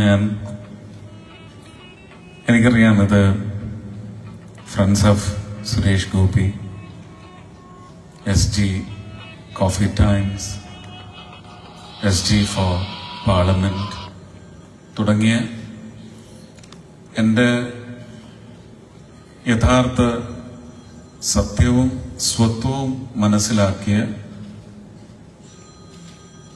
സ്നേഹസമ്പന്നരുടെ ഒരു പരിച്ഛേദമാണ് ഇവിടെ എത്തിപ്പറ്റാൻ കഴിഞ്ഞത്. അവരെയാണ് അഭിസംബോധന ചെയ്ത് ഞാൻ സംസാരിക്കുന്നതെന്ന് എനിക്ക് വ്യക്തമായ ബോധ്യമുണ്ട്. അതുകൊണ്ട് തന്നെ വോട്ട് ചോദിക്കാൻ എനിക്ക് വലിയ മടി. ഒരു ഇലക്ഷൻ പ്രചരണ യോഗമാക്കി മാറ്റാൻ അതിലും വലിയ മടി. ഞാൻ ഒന്നും പറയുന്നില്ല. ഞാൻ ഏറ്റെടുത്തിരിക്കുന്ന ഉദ്യമം അതിന് സത്യത്തിൽ ഈ വർഷം മാർച്ച് 5-ാം തീയതി ഞാൻ എൻ്റെ പ്രധാനമന്ത്രിയെ ഗുജറാത്ത് മുഖ്യമന്ത്രിയായിരിക്കുമ്പോൾ കണ്ട ദിവസമാണ്. ഇപ്പൊ ഏതാണ്ട് 10 വർഷം തികഞ്ഞിരിക്കുന്നു. അന്ന് ഉദ്ദേശങ്ങളിലില്ലാത്ത ഒരു ഉദ്യമം എന്റെ തലയ്ക്ക് മേലെ വന്ന് വീഴുകയായിരുന്നു. അത് 2014 ഓഗസ്റ്റ് മാസം 2-ാം തീയതി വലിയ അത്യാഹിതം എന്റെ സിനിമാ ജീവിതത്തിൽ സംഭവിച്ചതിന്റെ പശ്ചാത്തലത്തിൽ അതിന്റെ ജീവിച്ചിരിക്കുന്ന രക്തസാക്ഷികൾ, ആ സിനിമയുമായി ബന്ധപ്പെട്ട എല്ലാ നടീനടന്മാരും അവരെല്ലാം അത് ബാധിച്ചിട്ടുണ്ട്. അവരൊന്നും എന്റെ രാഷ്ട്രീയത്തിന്റെ ഝണ്ഡാവാഹകരായിരുന്നില്ല. അതിന്റെ സംവിധായകനാണ് അതിന്റെ ഏറ്റവും വലിയ കേടും സംഭവിച്ചത്. ലോകത്തിന്റെ തന്നെ കലാരംഗത്തെ, സിനിമാ രംഗത്തെ ലോകം ശ്രദ്ധിക്കപ്പെടേണ്ട ഒരു സിനിമയുടെ ദുരന്തം കുറിക്കുന്നതിന് എന്റെ അവകാശങ്ങളിൽപ്പെട്ട സ്വാതന്ത്ര്യം നേടിത്തന്ന മഹാത്മജി കാണാതെ എന്നെ കണ്ട, നേരിട്ട് പറയാതെ ഞാൻ കേട്ട എന്റെ സ്വതന്ത്ര വിചാരം, എന്റെ സ്വതന്ത്ര വിഹാരം എന്റെ മണ്ണിൽ അത് ചോദ്യം ചെയ്യപ്പെട്ട ഒരു മുഹൂർത്തത്തിൽ എനിക്കൊരു തീരുമാനമെടുക്കേണ്ടി വന്നതാണ് സത്യത്തിൽ എന്റെ പൊളിറ്റിക്കൽ മിഷന്റെ ആരംഭം. അത് ഓഗസ്റ്റ് 2-ാം തീയതിയാണ്. അന്ന് രാത്രിയാണ് സത്യത്തിൽ ഇലക്ഷനിൽ ജയിച്ച് സത്യപ്രതിജ്ഞ ചടങ്ങിലേക്ക് എന്നെ ക്ഷണിച്ച് ഞാൻ അവിടെ എത്തി. അദ്ദേഹത്തെ കാണാൻ സാധിച്ചില്ല.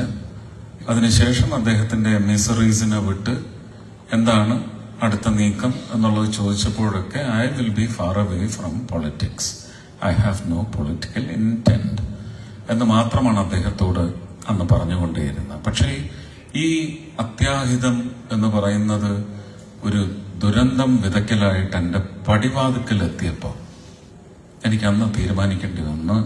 അന്ന് CPM-ന്റെയും CPI-യുടെയും ഒക്കെ ഒരുപാട് പ്രവർത്തകർ വീട്ടിൽ വന്നിരുന്നു. ഒപ്പം BJP-യുടെ പ്രവർത്തകരും വന്നിരുന്നു. ഞാൻ ഒരുപാട് ആലോചിച്ചതിന് ശേഷമാണ് രാത്രി 11:45 അദ്ദേഹത്തിന്റെ കോൾ വന്നപ്പോൾ yes, I M decided, I M joining your free.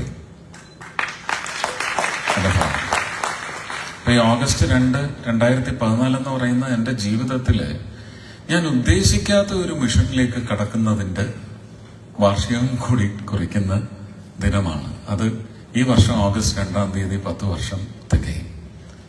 അത് എന്റെ പ്രാർത്ഥന. ഞാൻ ആത്മാർത്ഥമായിട്ട് സത്യസന്ധമായിട്ട് ഒരു പൊള്ളയുമില്ലാതെ, ഒരു ചതിക്കുഴിയും എന്റെ പ്ലാനിലില്ല, ഒരു വെറുപ്പിന്റെ രാഷ്ട്രീയവും എന്റെ പ്ലാനിലില്ല. ഞാൻ ചെന്നുപെട്ടിരിക്കുന്ന ഒരു സംഘത്തിലും ആ വെറുപ്പിന്റെ പ്ലാൻ ഇല്ല എന്ന് എനിക്ക് ഉറപ്പുണ്ട്. പിന്നെ പുറം പ്രദേശങ്ങളിൽ ഒരുപക്ഷെ ഈ നാടിന് വിറ്റ് തിന്ന് തൊലപ്പിക്കണം എന്നാഗ്രഹിച്ച് നിങ്ങൾ രാഷ്ട്രീയ പ്രവർത്തകരായിട്ടും നിങ്ങൾ തെരഞ്ഞെടുത്ത ജനപ്രതിനിധികളായിട്ടും വന്ന വിഘടനവാദികൾ, അവരിൽ നിന്ന് ഈ രാജ്യത്തെ മോചിപ്പിക്കുക എന്നുള്ളതാണ് ആദ്യത്തെ ഒരു ഉത്തമ ഇന്ത്യൻ പൗരന്റെ ബോധ്യം വേണ്ടത്. അതിനുള്ള ആ ഉത്തരവാദിത്വം ഏറ്റെടുക്കുക മാത്രമാണ് ഞാൻ ചെയ്തിട്ടുള്ളത്. ഈ ഒരു നിഷ്ക്രിയ വിഘടന രാഷ്ട്രീയ പാരമ്പര്യം തൊലയ്ക്കപ്പെടണം എന്ന് പറയുന്ന വൈരാഗ്യ ബുദ്ധിയോടെയുള്ള ഒരു രാഷ്ട്രീയത്തിലേക്കുള്ള ഒരു കടന്നുകയറ്റം തന്നെയാണ്. അതിന് മതിയായ കാരണങ്ങളും എനിക്കുണ്ടായിരുന്നു. ഞാൻ എല്ലാം മൺമറഞ്ഞു പോയ ആൾക്കാരായതുകൊണ്ട് ആരുടെയും പേരെടുത്ത് ഞാൻ ആരെയും കുറ്റപ്പെടുത്തുന്നില്ല. അവരുടെയൊക്കെ രാഷ്ട്രീയ ആവശ്യം മാത്രമായിരുന്നു അത്. അവരുടെയൊക്കെ ഈ നാടിനെ നശിപ്പിക്കുക എന്ന് പറയുന്ന ഉദ്ദേശത്തെ ശക്തമായി നിലനിർത്തുന്നതിന് വേണ്ടി മാത്രം എന്നെ ഹനിച്ചതാണ്. അതിന് ഞാൻ തിരിച്ചടി നൽകി തുടങ്ങി. അതിനെയും ശക്തമായി ആ തിരിച്ചടി നൽകിക്കൊണ്ടേയിരിക്കും. അത് പക്ഷേ ആ തിരിച്ചടി ജനങ്ങൾക്കുള്ള തലോടലാകും എന്നുകൂടി ഉറപ്പുവരുത്തിക്കൊണ്ട് മാത്രമേ ആ തിരിച്ചടിക്ക് ഞാൻ ഒരുങ്ങുകയുള്ളൂ. ഞാൻ എന്റെ ഹൃദയം തുറന്നുവെന്ന് മാത്രം. ആ കൂട്ടത്തിലെ ഒരു ജീവിച്ചിരിക്കുന്ന രക്തസാക്ഷി ഇവിടെ എന്റെ പിന്നിൽ തന്നെ ഇരിപ്പുണ്ട്, മാധവ് രാംദാസ്. അദ്ദേഹത്തിന്റെ ഒരു വലിയ കൃതിയാണ്, ഒരു വെള്ളിത്തിരയിലെ ഒരു ഉത്തമമായ ഒരു ചലച്ചിത്ര കാവ്യമാണ് ഇല്ലാതാക്കി കളഞ്ഞത്. ആ വേദന എനിക്ക് ഒരു കാലത്തും പോയില്ല. അപ്പോ വളരെ സത്യസന്ധമായിട്ട് ഒരു ഡെവലിഷ് പ്ലാൻസും ഇല്ലാതെ ഈ സേവന രംഗത്ത് ഞാൻ കടന്നു വന്നതിന് ശേഷം എനിക്ക് നേരെ വരുന്ന ഇപ്പോഴും ഒരു ഇലക്ഷന്റെ പശ്ചാത്തലത്തിൽ കഴിഞ്ഞ ഒരു 2 വർഷമായിട്ടില്ലാത്ത ആക്രമണങ്ങളാണ് ഇപ്പോഴും വന്നുകൊണ്ടിരിക്കുന്നത്. പക്ഷെ എനിക്ക് നിങ്ങളോടൊന്നേ പറയാനുള്ളൂ, മറ്റുള്ളവർ പറയുന്ന ഞാനല്ല ഈ ഞാൻ എന്റെ നല്ല അച്ഛന്റെയും അമ്മയുടെയും മകനാണ്.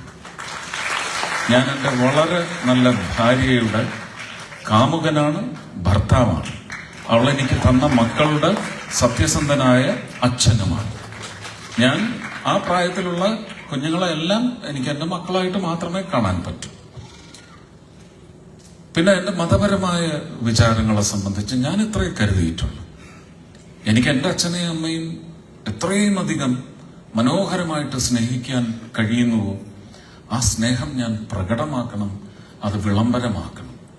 എന്തുകൊണ്ടാണ് അങ്ങനെ? അത് വിളംബരമാകുമ്പോഴേ മറ്റുള്ള അച്ഛനമ്മമാർക്ക് അതുപോലെയുള്ള പരിലാളനം എന്നെ മോഡലായി വെച്ചിട്ടുള്ള മക്കൾ അവരെ ആതുരാലയങ്ങളിൽ കൊണ്ടുചെന്ന് അവരുടെ മോശപ്പെട്ട പ്രായത്തിലും പരുവത്തിലും കൊണ്ടുചെന്ന് തള്ളാതിരിക്കും എന്ന് പറയുന്ന വിചാരം. എനിക്ക് എന്റെ അച്ഛനെയും അമ്മയും എത്രമാത്രം അഗാധമായിട്ട് സ്നേഹിക്കാൻ കഴിയുന്നു എങ്കിൽ മാത്രമേ എനിക്ക് മറ്റുള്ള ഓരോ മനുഷ്യന്റെയും അച്ഛനെയും അമ്മയും അതേ സ്നേഹവായ്പോട് പരിലാളിക്കാൻ സാധിക്കും.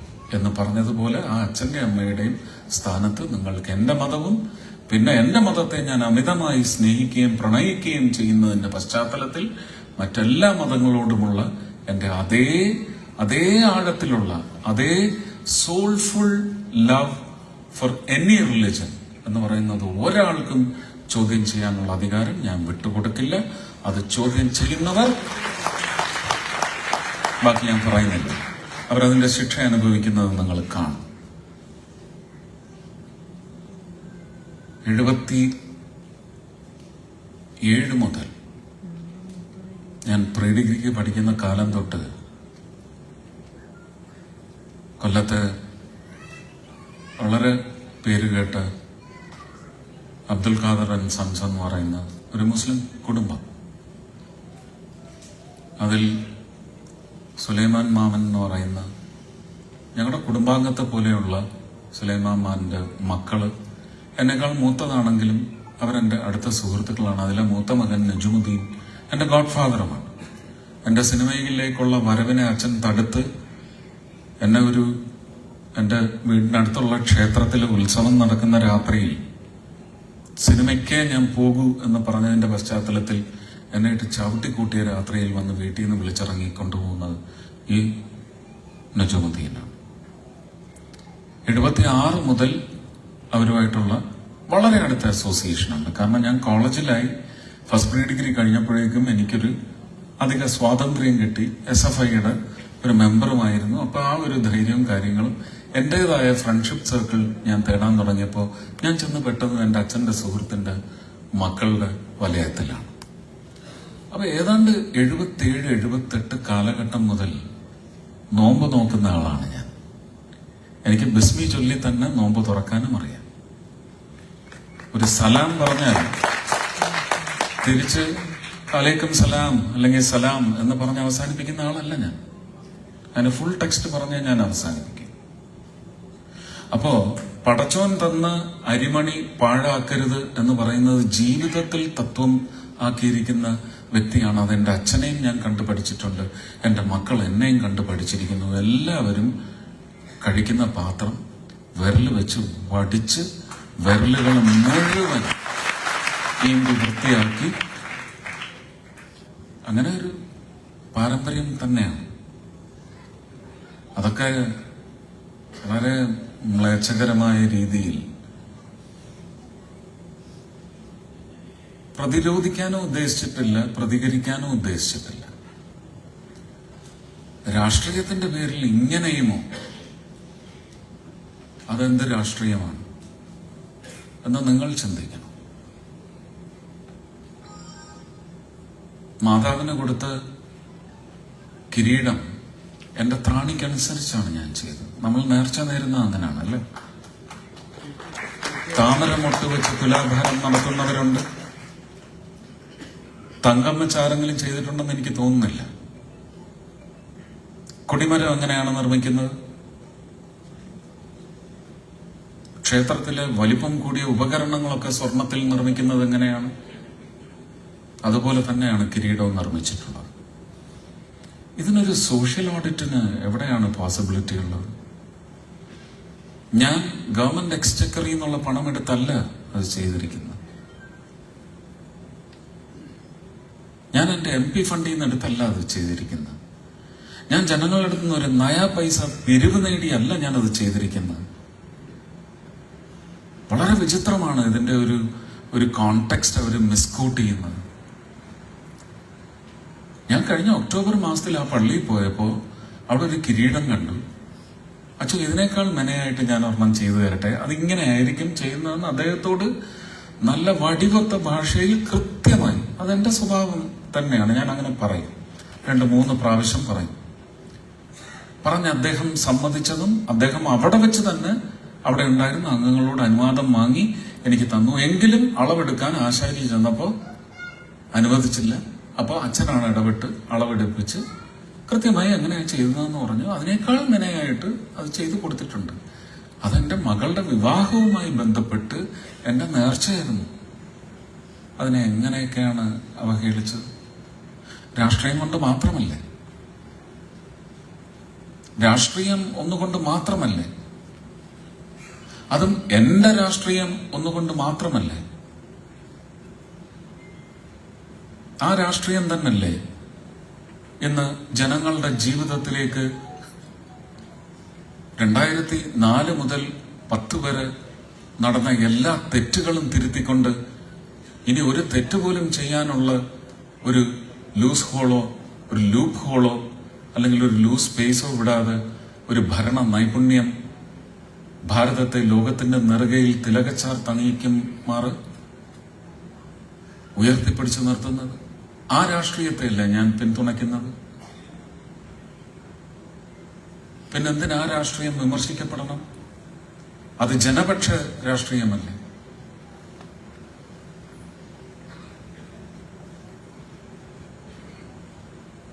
എനിക്കറിയില്ല എന്താണ് ഒരു തെരഞ്ഞെടുപ്പിന്റെ പശ്ചാത്തലത്തിൽ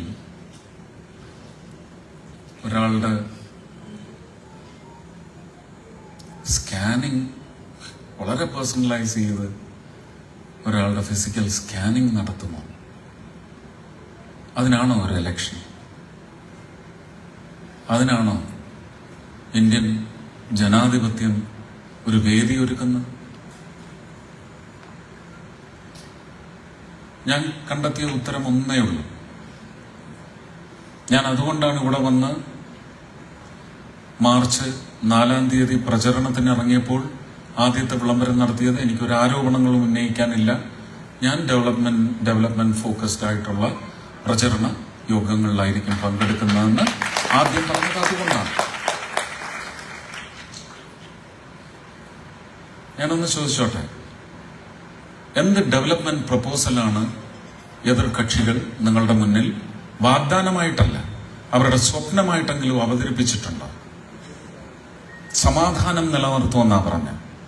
എവിടെയാണ് സമാധാനം ഇല്ലാത്തത്? ഞാൻ ആ 56 നെഞ്ചുവിരിവിന്റെ ഊറ്റം എടുത്തുകൊണ്ട് ഞാൻ പറയുന്നു, നിങ്ങളാണ് ഇവിടെ അസമാധാനം സൃഷ്ടിക്കുന്നത്. സിദ്ധാർത്ഥന്റെ കാര്യത്തിൽ, അഭിമന്യുവിന്റെ കാര്യത്തിൽ, വാളയാർ പെൺകുട്ടികളുടെ കാര്യത്തിൽ, ജോത്സ്ന സിബിയുടെ കാര്യത്തിൽ എത്ര 100 കണക്കിന് നാരികളുടെ കേസുകളാണ് കേരളത്തിലെ പോലീസ് സ്റ്റേഷനുകളിൽ FIR പോലും കേസ് പോലും റെക്കോർഡ് ചെയ്യാതെ. എന്ത് അധമ രാഷ്ട്രീയമാണത്? 33% വേണ്ടി പോരാടുകയാണ് വമ്പന്മാർ. ആ സ്ത്രീ നിങ്ങളുടെ കരുതലിൽ എവിടെയാണുള്ളത്? ഇവിടെ ശ്രീ മേജർ രവി സൂചിപ്പിച്ചു, വ്യക്തമായ തെളിവുകളോടെ ഒരാളെ അറസ്റ്റ് ചെയ്യാതിരിക്കുന്നതിന് കാരണം തേടി ഹൈക്കോടതി. Why have you not arrested this man? അടുത്ത നിമിഷം അവർ അറസ്റ്റ് ചെയ്യും.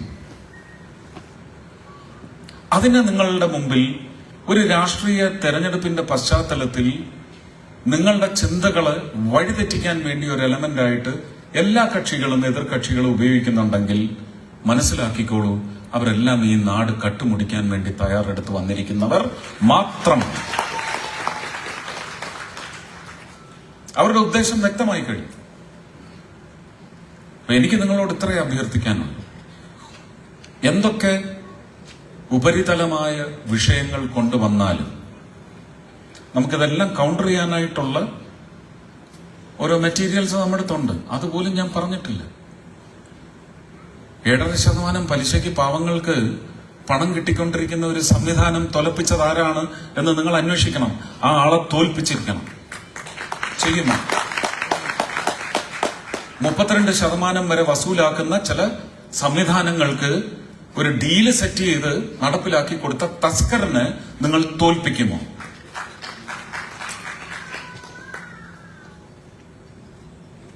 നൂറുകണക്കിന് സഹകരണ പ്രസ്ഥാനങ്ങളിലാണ് അധമ വാഴ്ച നടന്നിട്ടുള്ളത്. അദാനിയുടെയും അംബാനിയുടെയും സുരേഷ് ഗോപിയുടെയും മമ്മൂട്ടിയുടെയും മോഹൻലാലിന്റെയും പണമൊന്നുമല്ല, പാവങ്ങളുടെയാണ്. ചോര നീരാക്കിയതല്ല, ചോരയായിട്ട് സമാഹരിച്ചു വെച്ചിരിക്കുന്ന പണമാണ്.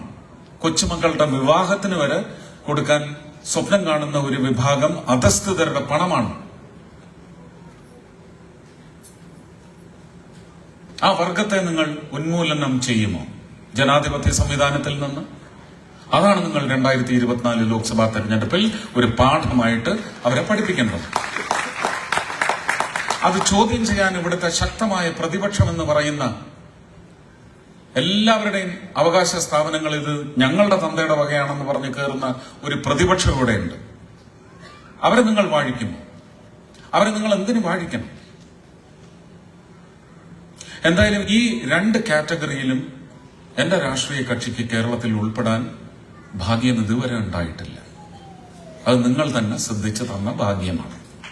ആ ഭാഗ്യത്തിന് തിരുത്തെടുത്തുണ്ടാവണം ഈ തെരഞ്ഞെടുപ്പിൽ. ഞങ്ങളെയും കൂടെ അതിന്റെ ഭാഗമാക്കണം.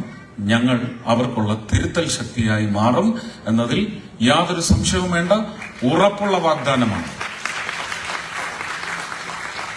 ഇത്രയും കാലത്തെ കേരളത്തിന്റെ ഭരണ ചരിത്രത്തില് വീഴ്ചല്ല, കേടുപാടുകൾ, അത് അവരുടെ കേടുപാടുകളാക്കും. ജനപക്ഷത്തായിരിക്കും എന്ന് മാത്രമേ ഞാൻ ഉറപ്പു തരുന്നുള്ളൂ. ഹൃദയപക്ഷത്തായിരിക്കും, ജനപക്ഷത്ത് തന്നെയായിരിക്കും. അവസരം തരണം. അവസരം തന്ന് പരീക്ഷിച്ച് പിന്നെ പുലഭ്യം പറഞ്ഞു, പിന്നെ അവഹേളിച്ചോളൂ. പക്ഷെ തെളിയിക്കാനുള്ള അവസരമാണ് നിങ്ങൾ തരുന്നതെങ്കിൽ പിന്നെ അങ്ങോട്ട് ഒരു 5 വർഷവും ഞാൻ നിങ്ങളെയും വിടില്ല, നിങ്ങൾ എന്നെയും വിടില്ല, എന്റെ പ്രസ്ഥാനത്തെയും വിടില്ല. അതാണ് ബൃഹത്തായ ഉദാഹരണം. ഇതിനപ്പുറം ഞാൻ എന്തെങ്കിലും പറയണം? ഞാൻ ഇപ്പോഴും വോട്ട് ചോദിച്ചിട്ടില്ല. വോട്ട് തരാൻ വേണ്ടി നിങ്ങൾ നിങ്ങളുടെ സുഹൃത്തുക്കളെയും നിങ്ങളുടെ പരിചയക്കാരെയും, നിങ്ങളൊരു പാസർ ബൈ ആയിട്ട് പോകുന്ന ആളിന് സംശയം തോന്നിയാൽ ഇത്തവണ SGക്ക് വോട്ട് ചെയ്യണേ എന്ന് പോലും നിങ്ങളെ കൊണ്ട് ഞാൻ പറയിക്കില്ല എന്ന് ഞാൻ തീരുമാനിച്ചിരിക്കുകയാണ്.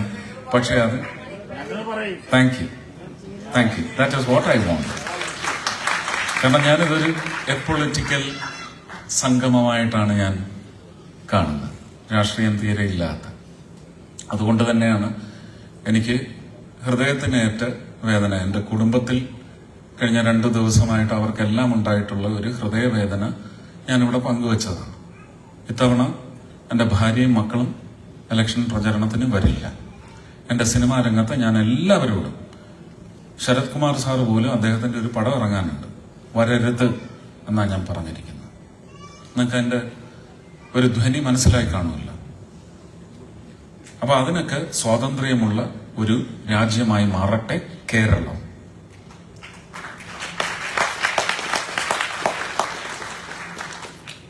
എന്റെ മകൻ ഗോകുലിന് മാനസികമായ വിഷമങ്ങൾ വരെ ഉണ്ടായി. 2019 ഇലക്ഷൻ പ്രചരണത്തിൽ പങ്കെടുക്കുന്നതിന് മുമ്പുള്ള ഗൂഗിൾ അല്ല ഇപ്പൊ എന്റെ കൂടെ ജീവിച്ചുകൊണ്ടിരിക്കുന്നത്. മാനസികമായി ഇപ്പോഴും അവൻ ഒരുപാട് വ്യഥ അനുഭവിക്കുന്നുണ്ട്. ഈ 2 ദിവസം മുമ്പ് നടന്ന കാര്യങ്ങളിലുമൊക്കെ. കാരണം ഞാൻ എങ്ങനെയാണ് ആ വ്യക്തികളെയൊക്കെ കുറിച്ച് സംസാരിക്കുന്നതും കരുതുന്നതെന്നും അവന് നന്നായിട്ടറിയാം. അവന്റെ ബോധ്യം അവനോട് പിന്നെയും പിന്നെയും പറഞ്ഞ് അവനെ വിലക്കുന്നു. Your dad is getting paid with a doubleish coin. അത് അവൻ തന്നെ ഉപയോഗിച്ച വാക്കാണ്. You are not fit for this world, come back home എന്ന് പറയുന്ന മകനായി.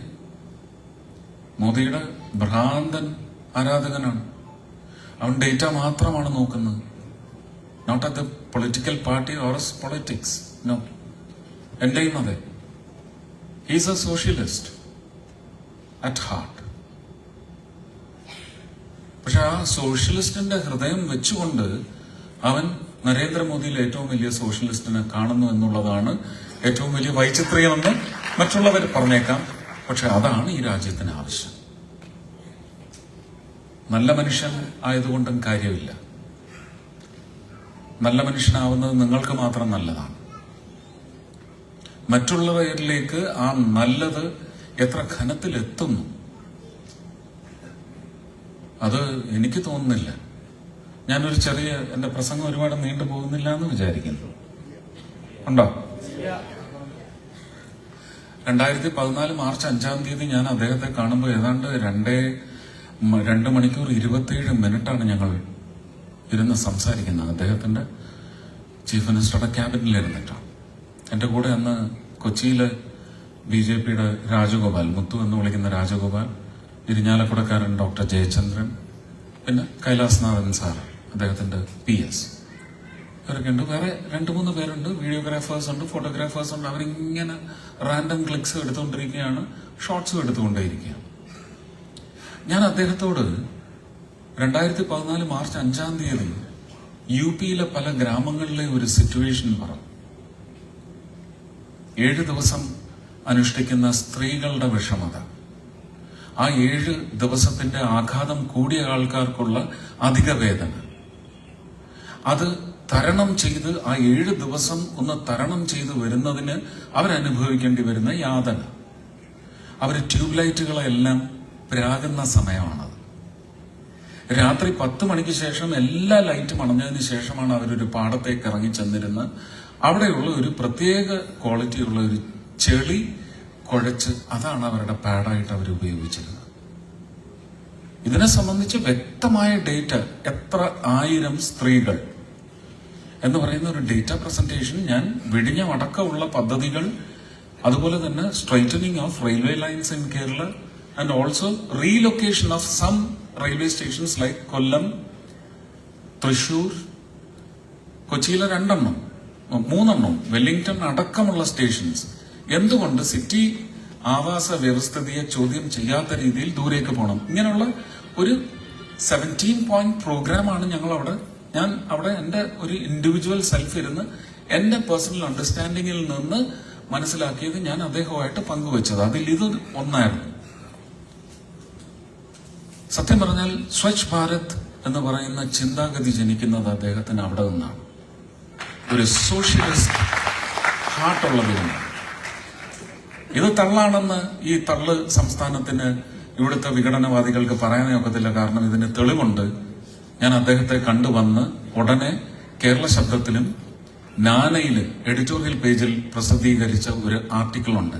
അതിനകത്ത് ഞാൻ ഈ വിഷയം പറഞ്ഞിട്ടുണ്ട്. അതുകൊണ്ട് അത് തെളിവാണ്. അതില്ല എന്ന് ആർക്കും തള്ളി പറയാനൊക്കത്തില്ല. 2015 സ്വച്ഛ് ഭാരത് മിഷന്റെ പാർട്ടിക്കിൾസ് എല്ലാം ഓരോ സ്റ്റേറ്റിലും വരാൻ തുടങ്ങുന്ന സമയത്ത് എന്റെ ഇൻസ്റ്റലേഷൻ ഓൾറെഡി വന്നു കഴിഞ്ഞു.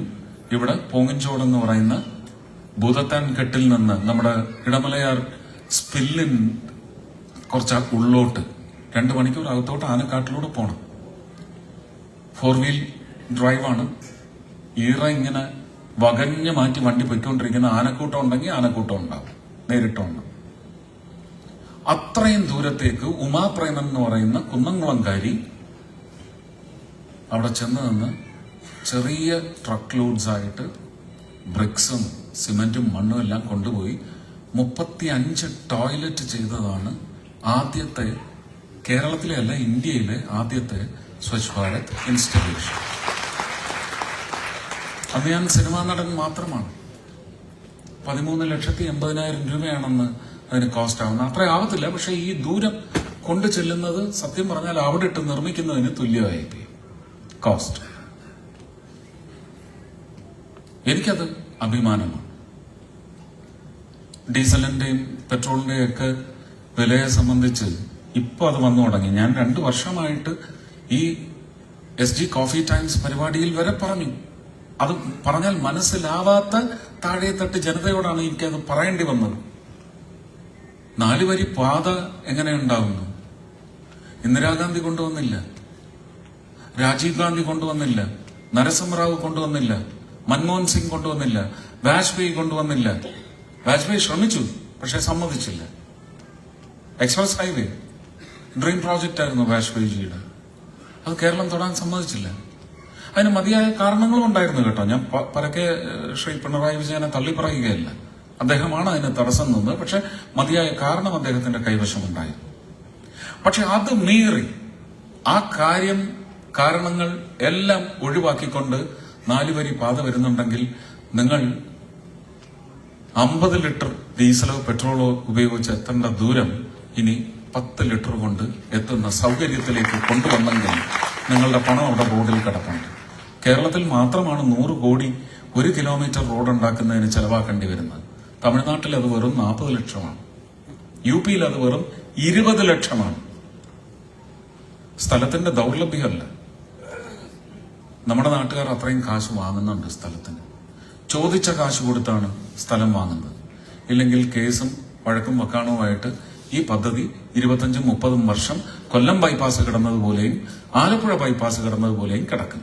സഹോദരൻ അയ്യപ്പൻ റോഡ് തീർത്തെടുക്കാൻ അവസാനം നട്ടലുള്ള ഒരു ചീഫ് ജസ്റ്റിസ് വേണ്ടി വന്നു കേരള ഹൈക്കോടതിയിൽ. ഇനി കേസുകളും സ്റ്റേയും ബ്ലോക്കും ഒന്നുമില്ല. അതെല്ലാം റോഡ് പണി തീർന്നതിന് ശേഷം ആരും കോടതിയിലേക്ക് വരരുത്, വന്നാൽ ശിക്ഷാ നടപടി കേസ് കൊടുക്കാൻ വരുന്നവർക്ക് നേരെ എടുക്കുമെന്ന് പറഞ്ഞെടുത്ത് സഹോദരൻ അയ്യപ്പൻ റോഡ് തീർന്നു. വൈറ്റില ടു വളഞ്ഞമ്പലം വഴി ഉള്ള MG റോഡിലേക്കുള്ള ആക്സസ്. കൊല്ലം ബൈപ്പാസ് വരാൻ 7 കേന്ദ്രമന്ത്രിമാരുണ്ടായിരുന്നു കേരളത്തിൽ 2004 മുതൽ 14 വരെ. KC വേണുഗോപാലും മന്ത്രിയാണ്. അദ്ദേഹത്തിന്റെ മണ്ഡലം ആലപ്പുഴയിൽ സാധിച്ചില്ല. ആലപ്പുഴ ബൈപ്പാസിന് ഏതാണ്ട് 43 വയസ്സായപ്പോഴാണ് നരേന്ദ്രമോദിയാണത് കേരളത്തിന്റെ യാത്രാ സൗകര്യത്തിലേക്ക് സമ്മാനിച്ചത്. അതുപോലെ തന്നെയാണ് കൊല്ലത്ത് ആരൊക്കെയാണ് ഉണ്ടായിരുന്നത്? കൃഷ്ണകുമാർ സാർ ഉണ്ടായിരുന്നു, ഇല്ലേ? BK നായർ ഉണ്ടായിരുന്നു, A റഹീം ഉണ്ടായിരുന്നു. ഏതാണ്ട് 41-ാം വർഷമാണ് അത് യാഥാർത്ഥ്യമാകുന്നത്. ഞാൻ പറയുന്നത് പ്രാപ്തിയല്ലേ അളക്കേണ്ടത്. രാഷ്ട്രീയം ഓരോരുത്തരുടെയും ഇഷ്ടമാണ്, അവരുടെ അവകാശമാണ്, അവരുടെ സ്വാതന്ത്ര്യമാണ്. ഇതെല്ലാം ഇന്ത്യൻ സ്വാതന്ത്ര്യത്തിന്റെ ഘടനാരൂപത്തിൽ അനുവദനീയവുമാണ്. ഇത് ടെററിസവും അല്ല. ടെററിസം മാത്രം മുളപ്പിച്ച് കഴിച്ച് ദഹിപ്പിച്ച് ഈ നാടിനെ നശിപ്പിക്കുന്ന ഒരുപാട് പ്രസ്ഥാനങ്ങളുണ്ട്. അവരെയുമെല്ലാം ചങ്ങലക്കിട്ടിട്ടുണ്ട്. ഇനിയും ചങ്ങലക്കിടാൻ ഒരുപാട് പ്രസ്ഥാനങ്ങളുണ്ട്. അതെല്ലാം സംഭവിക്കും. എന്തിനു വേണ്ടി സംഭവിക്കുന്നു എന്ന് ചോദിച്ചാൽ നിങ്ങളുടെയൊക്കെ സത്യസന്ധരായ മനസമാധാനം, അന്തരീക്ഷ സമാധാനം മാത്രം കാംക്ഷിക്കുന്ന യഥാർത്ഥ ഇന്ത്യൻ പൗരന്റെയും അവന്റെ വരും തലമുറകളുടെയും രക്ഷയ്ക്ക് വേണ്ടി മാത്രമാണ് ആ കടുത്ത നടപടികളിലേക്ക് പോവുക. അതിന് ഈ ഭരണ സമ്പ്രദായത്തിന് ശക്തി പകരണം എന്ന് മാത്രം അഭ്യർത്ഥിക്കും. ഒപ്പം എനിക്ക് ഒരു ശക്തമായ അവസരം, എന്താണ്, അഭിമാനകരമായ ഒരു നേട്ടം എനിക്ക് തൃശ്ശൂരിൽ നിന്ന് തരണേ എന്ന് മാത്രം അഭ്യർത്ഥിച്ചുകൊണ്ട് ഒരുപാട് സ്നേഹം, നന്ദി, നമസ്കാരം. എന്തെങ്കിലും ഒരു 4-5 പേർക്ക് എടുക്കുന്ന സമയം അനുസരിച്ച് എന്തെങ്കിലും എന്നോട് ചോദിക്കാൻ, അത് ഒരു ഡെവലപ്മെന്റ് ആംഗിളിലോ അല്ലെങ്കിൽ എൻ്റെ ഒരു പൊളിറ്റിക്കൽ മൈൻഡ് സെറ്റിന്റെ ആംഗിളിലോ എന്തെങ്കിലും ചോദിക്കാനുണ്ടെങ്കിൽ ചോദിച്ചാൽ I would love to answer and also store it in my data. Thank you, Suresh sir. We'll have the mics handed over there. Team. Hello. Hi.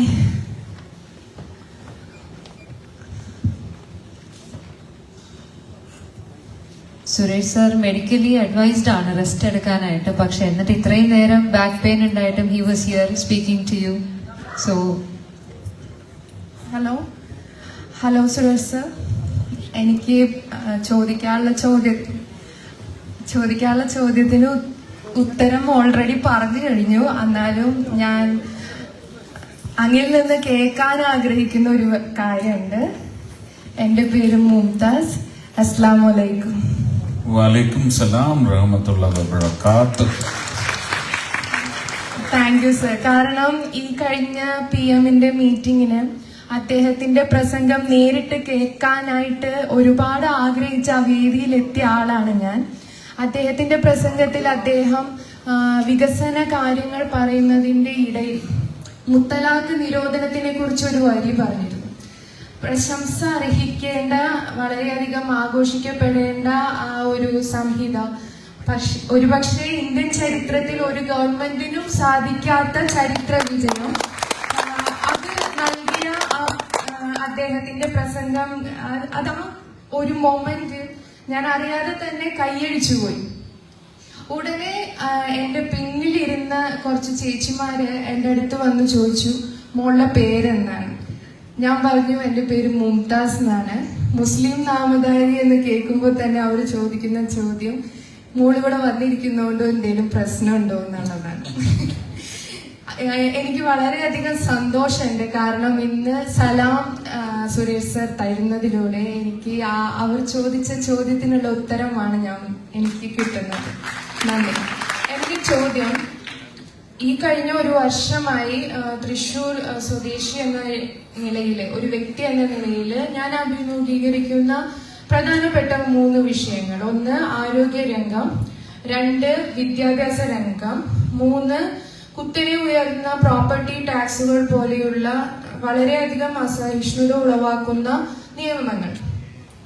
ഇപ്പം ആരോഗ്യരംഗം നോക്കുകയാണെങ്കിൽ തൃശ്ശൂര് ഒരു സൂപ്പർ സ്പെഷ്യാലിറ്റി രീതിയിലുള്ള ആരോഗ്യ പ്രവർത്തനങ്ങൾ ഇല്ല എന്നുള്ളതാണ് വ്യക്തിപരമായ അഭിപ്രായം. അതുപോലെ തന്നെ എൻ്റെ മകൾ ഇപ്പൊ കോയമ്പത്തൂരാണ് പഠിക്കുന്നത്. ഇവിടെ പഠിക്കാൻ ഞാൻ സമ്മതിക്കാത്തതിനുള്ള കാരണം കോളേജ് രാഷ്ട്രീയമാണ്. 3ാമത്തെ കാര്യം, ഒരിക്കലും നമുക്ക് സഹിക്കാൻ പറ്റാത്ത രീതിയിലുള്ള ടാക്സ് വർധനവ്. ഇങ്ങനെയുള്ള കാര്യങ്ങളിൽ അങ്ങയുടെ വീക്ഷണം അറിഞ്ഞാൽ കൊള്ളാമെന്നുണ്ട്. വീക്ഷണം വളരെ ദിവ്യമാണ്, അതിലൊരു സംശയവും വേണ്ട കേട്ടോ.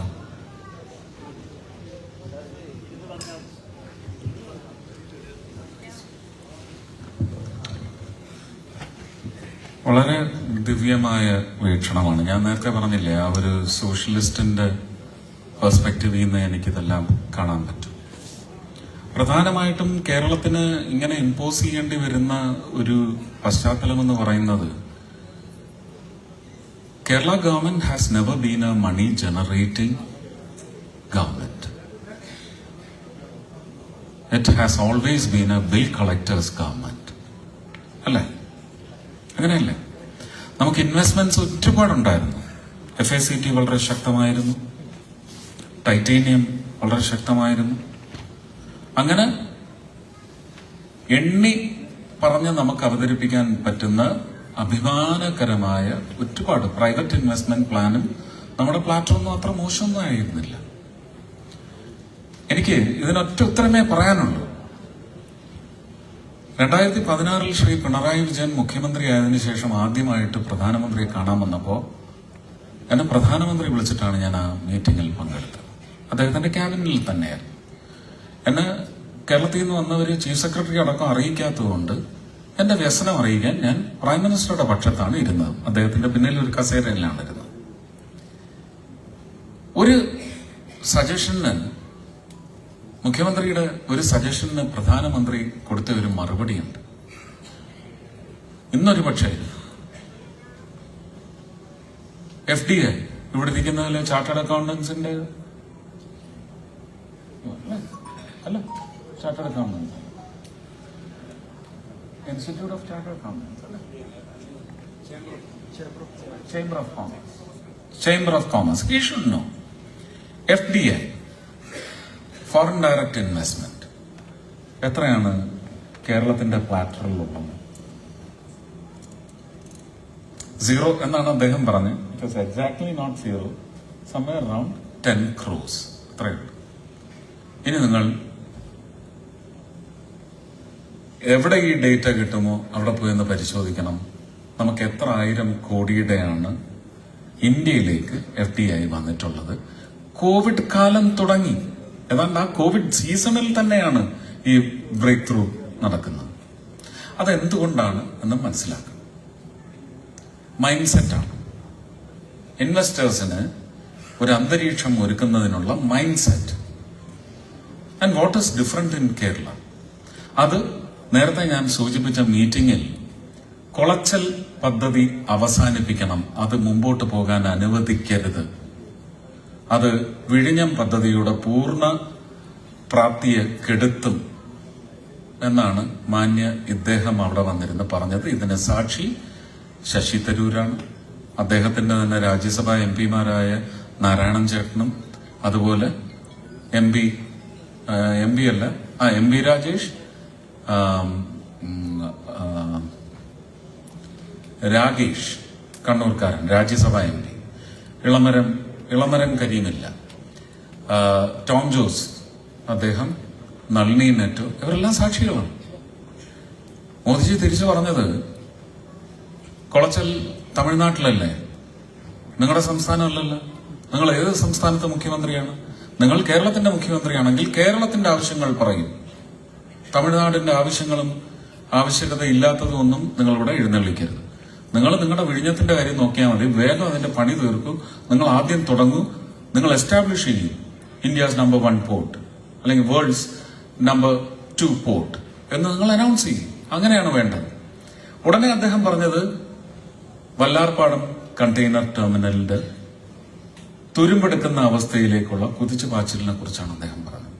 അവിടെയാണ് ഈ പറയുന്ന മൈൻഡ് സെറ്റിന്റെ ഇഷ്യൂ അദ്ദേഹം റേസ് ചെയ്തത്.